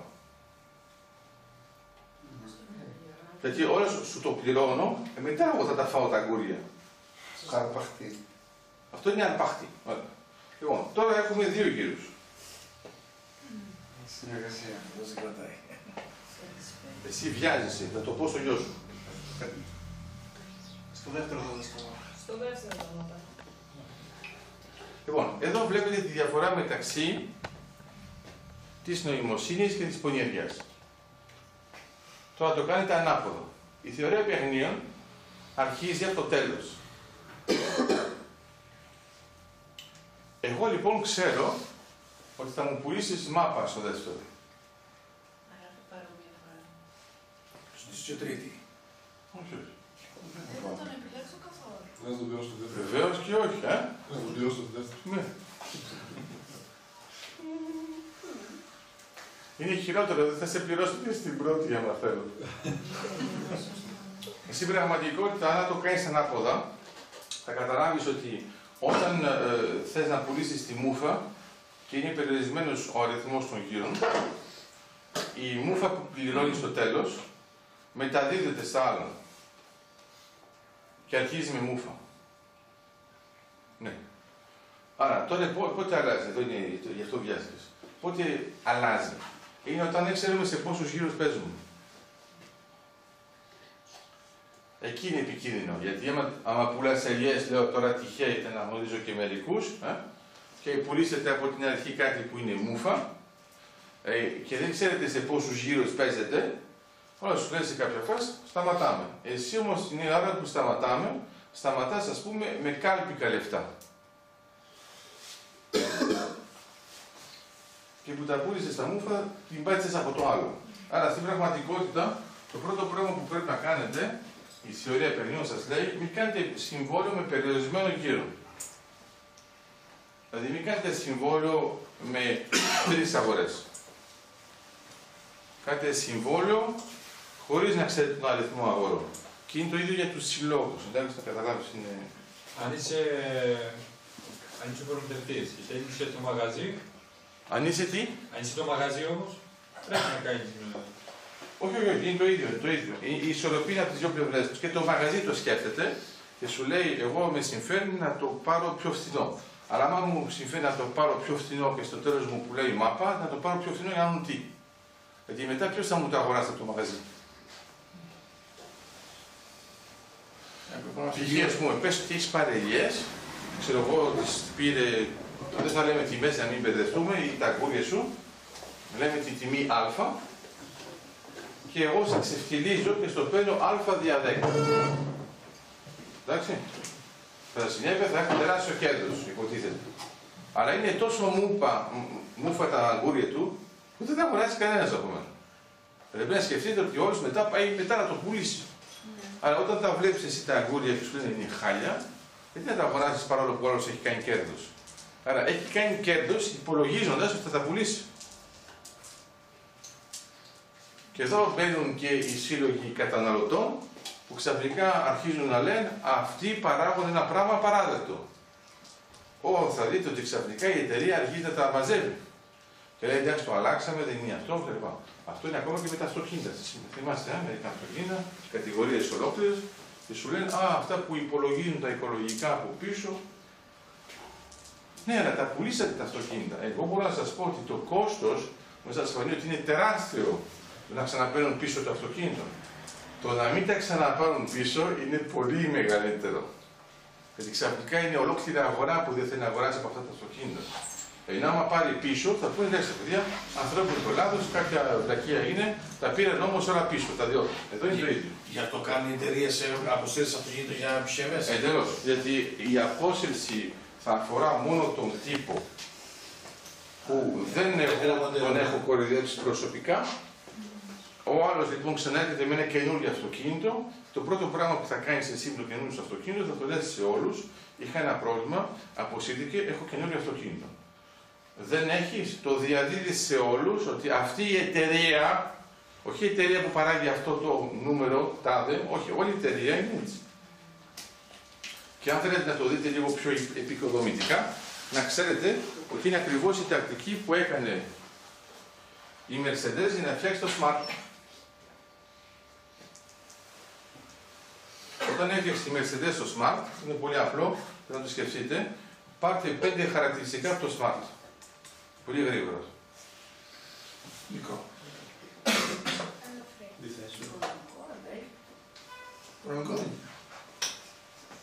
Στη μετακίνηση. Πάρτε τώρα 5 χαρακτηριστικά της Mercedes. Αυτό που πρόσεξε η Mercedes είναι ότι τα 5 χαρακτηριστικά που έχει η Mercedes, ας το πούμε έτσι, και τα 5 χαρακτηριστικά που έχει το Smart, δεν έχουν κοινή τομή. Τόσο απλά. Άρα είναι αυτό.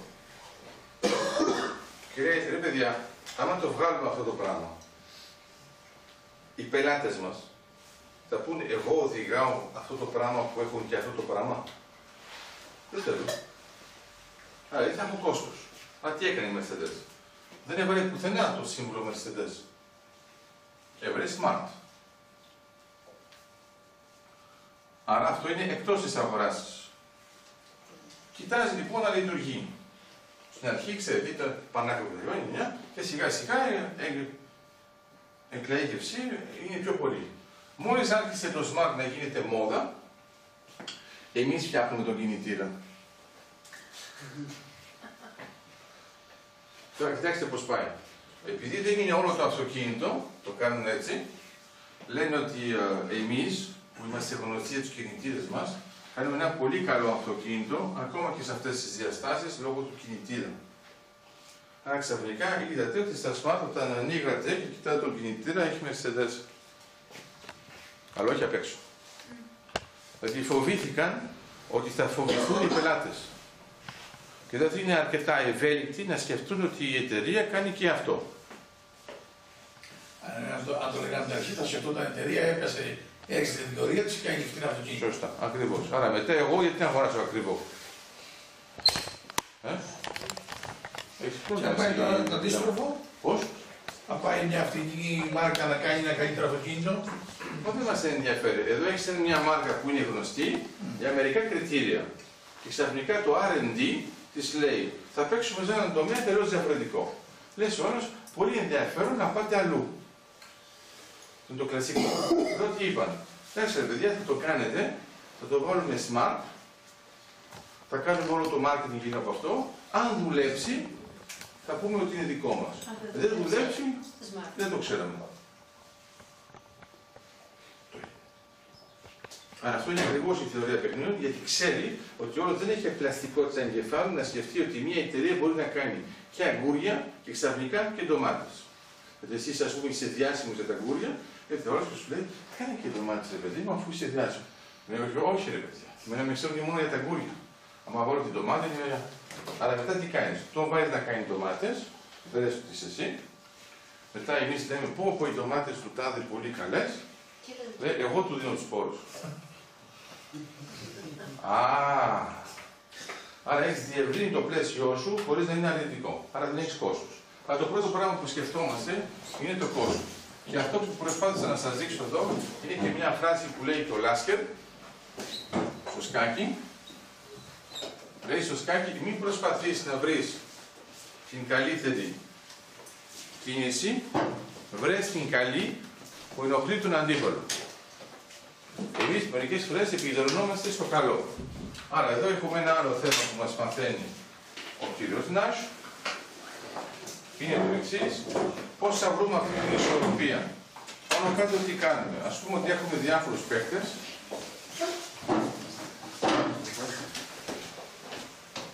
Πρέπει να τελειώσουμε τώρα. Γι' αυτό που δείχνετε σιγά σιγά. Έχουμε διάφορους παίκτες που παίζουν ένα παιχνίδι που είναι κρυφό. Άρα ένα παιχνίδι που είναι κρυφό, ας πούμε ότι είναι χαρτί. Εντάξει. Ο καθένας έχει το δικό του. Και σου λέει, ας πούμε, τι θα παίξεις. Και μετά σου λέει, εσύ δεν είσαι πια αυτός ο παίκτης, είσαι ο επόμενος και έχεις αυτά τα χαρτιά. Τι παίζεις. Μετά είσαι ο επόμενος. Έχεις αυτά τα χαρτιά. Τι παίζεις.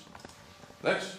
Άρα πάνω κάτω έχω μια στρατηγική και κοιτάζω τη στρατηγική πώς παίζω αν παίξω στη θέση του άλλου. Και άμα το συνεχίσω έτσι, ας πούμε, φανταστείτε ότι το κάνουμε τέλεια και παίζετε όλο το παίγνιο, σε κάποια φάση εσείς θα πείτε, εγώ θέλω να είμαι αυτός. Εντάξει. Από εκεί που ήσασταν. Ναι, αλλά άμα έχεις εσύ το υψηλό το χαρτί, θα λες, εγώ θέλω να είμαι αυτός μου. Γιατί μετά δεν ήξερες. Αλλά φανταστείτε τώρα ότι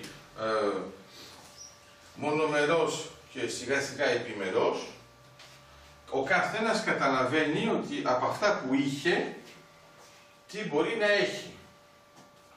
Στην πραγματικότητα τι θα γίνει. Παίζοντας λοιπόν διαφορετικά, αυτός θα θέλει να γίνει αυτός, αυτός θα θέλει να γίνει αυτός κτλ. Το ωραίο στο παίγνιο είναι ότι υπάρχει μια στάση όπου ο καθένας μετά μόλις την βρήκε δεν θέλει να αλλάξει. Αυτό λοιπόν θα είναι η ισορροπία Νάσου. Άρα η ισορροπία Νάσου δεν είναι ότι προσπαθώ να βρω την βέλτιστη από όλους, γιατί αυτό δεν γίνεται, εφόσον είμαστε πολλοί παίχτες. Αυτό είναι καλό ή κακό. Καλό είναι. Δεν αλλάξει. Πώς. Μετά σταματάει το παιχνίδι όταν ο καθένας δεν θέλει να αλλάξει. Μα τότε παίζουν. Τότε παίζουν. Καταλαβαίνεις. Έχουν Εκείνη τη στιγμή παίζουν. Χαρούμενο. Θα σου λέει, εγώ πετυχαίνω το βέλτιστο που μπορώ να πετύχω. Ο διπλανός πετυχαίνει το βέλτιστο. Είναι το ίδιο με τα αγγούρια του. Εντάξει. Αν αυτός μου πουλήσει τα αγγούρια του 3 ευρώ. Ναι, ναι. Ακριβώς. Γίνεται αυτό. Ναι, γίνεται αυτό. Αυτό είναι επειδή το είπαμε με το win-win. Στο παίγνιο, αυτό είναι που ανακάλυψε ο Νάσ, όταν έχεις ένα παίγνιο που είναι μη μηδενικού αθροίσματος, μπορεί να κερδίσουν όλοι χωρίς να χάνει κανένας. Σε ξαφνιάζει αυτό, αλλά στην πραγματικότητα θα το σκεφτείς με τον εξής τρόπο. Όταν ας πούμε αυτός έχει λεφτά, τα βάζει στην τράπεζα, έχει 3 μετοχές, αυτός έχει 15, ο άλλος έχει 100, εσύ όμως. Τα βάζετε στην τράπεζα αυτή. Αυτή είναι η τράπεζα σου. Okay. Αυτή λοιπόν, εφόσον τα έχει βάλει κάπου, μετά θα σας δίνει λεφτά. Θα σας δίνει λεφτά ανάλογα με το τι είχατε. Ωραία. Αυτή άμα έπαιξε καλά, σε επίπεδο win-win, θα δώσει λεφτά σε σένα, σε σένα, σε σένα, σε σένα και θα δώσει τα λεφτά που θα έχεις αναλογικά. Αλλά δεν δίνει τα λεφτά σε σένα από αυτόν. Αλλά άμα θα κοιτάξω εδώ, είναι όλη η είναι όλη η και μετά μπορεί να πει, α, καμού το άμα είχα ποντάρει λίγο περισσότερο θα τα βρείτε. Αυτά είναι τα πράγματα. Παιδιά, μερικές φορές όμως μπορεί να ποντάρει απλώς να στην νικήσει και εδώ είναι λάθος, γιατί μπαίνει σε μια αντιπαράθεση ενώ ο παίχτης είναι εδώ. Γιατί το θέμα είναι ότι πού θα τα πλασάρει ή να πάρει αυτά να κάνει αυτό. Εδώ λοιπόν σου λέει ο Νάσ ότι ακόμα και όταν είμαστε σε ένα πλαίσιο που φαίνονται να είναι μη συνεργατικά, θα σας δίνω μια διαφορά. Ας πούμε ότι έχεις διάφορα αντικείμενα. Εντάξει, εσείς έχετε διάφορα αντικείμενα και αυτοί έχουν διάφορα αντικείμενα. Είμαστε σε ένα τραπέζι και έχετε δικαίωμα να τα βάλετε. Τα βάζετε εδώ, εσείς μετά βάζετε το δικό σας πάνω στο δικό τους. Αυτοί μετά ξαναβάζουν. Αυτός που το κάνει να πέσει, έχασε. Εντάξει. Ο Νάς τι λέει? Λέει ότι ό,τι και να κάνεις, ας πούμε έχω αυτό το αντικείμενο, το πετάει εκτός και βάζει αυτό. Που βέβαια τον δυσκολεύει. Αν όμως ο άλλος βάλει ένα αντικείμενο έτσι, που φαίνεται ας πούμε είναι έτσι, στην αρχή δεν πίστευα ότι θα το βάλει, αλλά μετά εγώ για να βάλω κάτι άλλο είναι ακόμα πιο δύσκολο.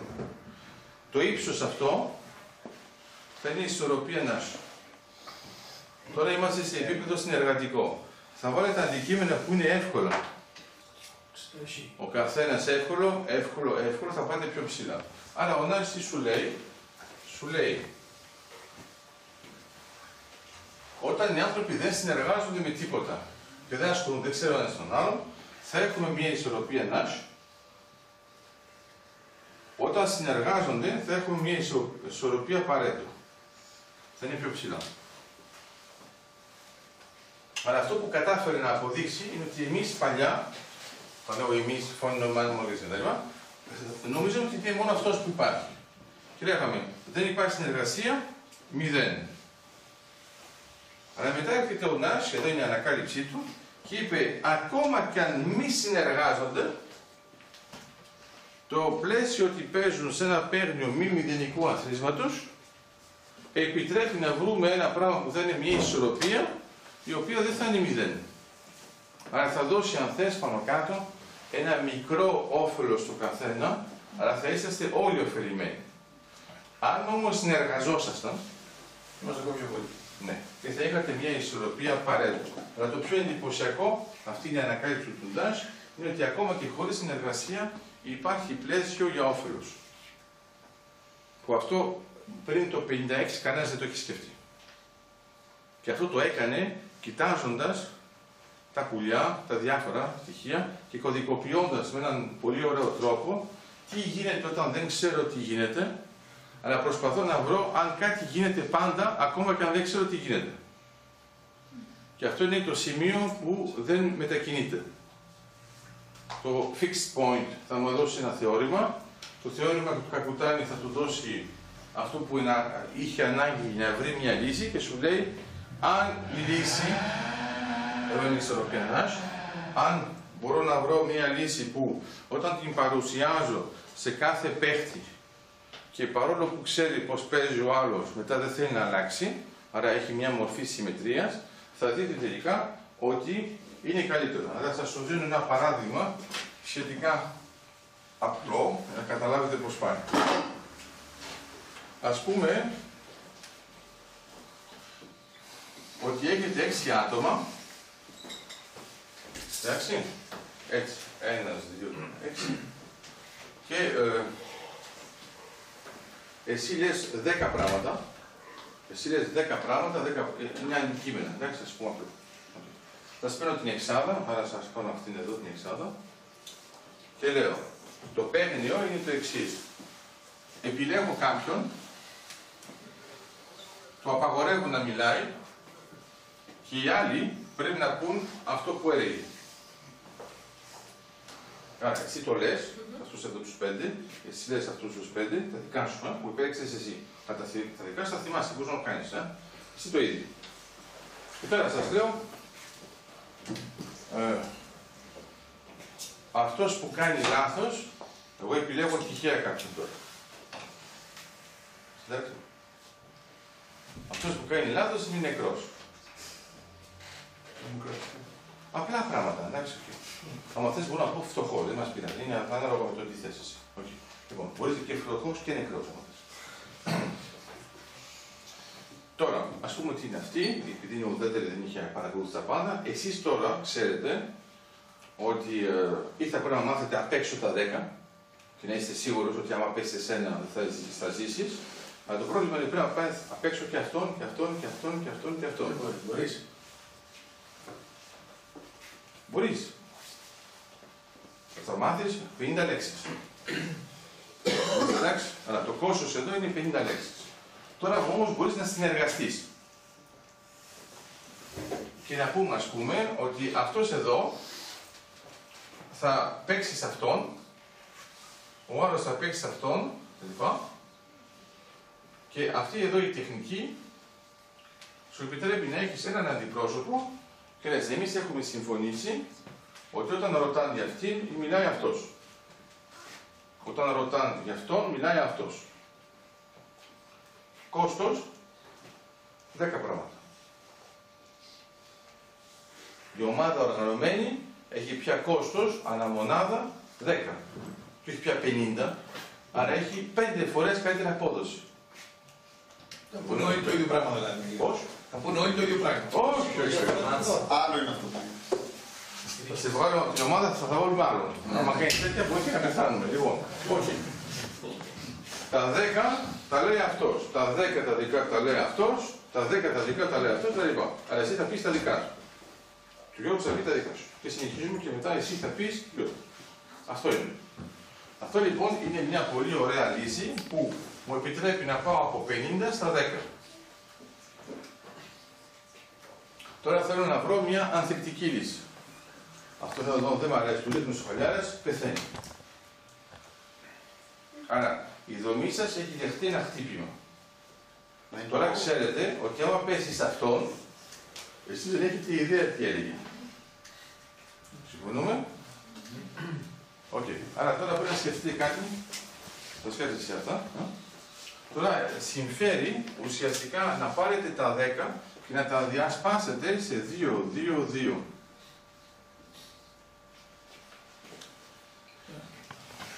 Άρα εδώ θέλει λίγο πιο... Άρα πάλι θα θυμάστε μόνο 10 πράγματα. Άρα στην πραγματικότητα ο καθένας σας θα θυμάται 2 από τους άλλους 5. Είμαστε εντάξει? Αλλά όχι μόνο από έναν. Τώρα τον ξανασκοτώνω μου φίλο μου εδώ. Πάλι. Ναι, για να καταγράψει τη διαφορά. Λοιπόν, ποια θα είναι η βαθμολογία σας τώρα?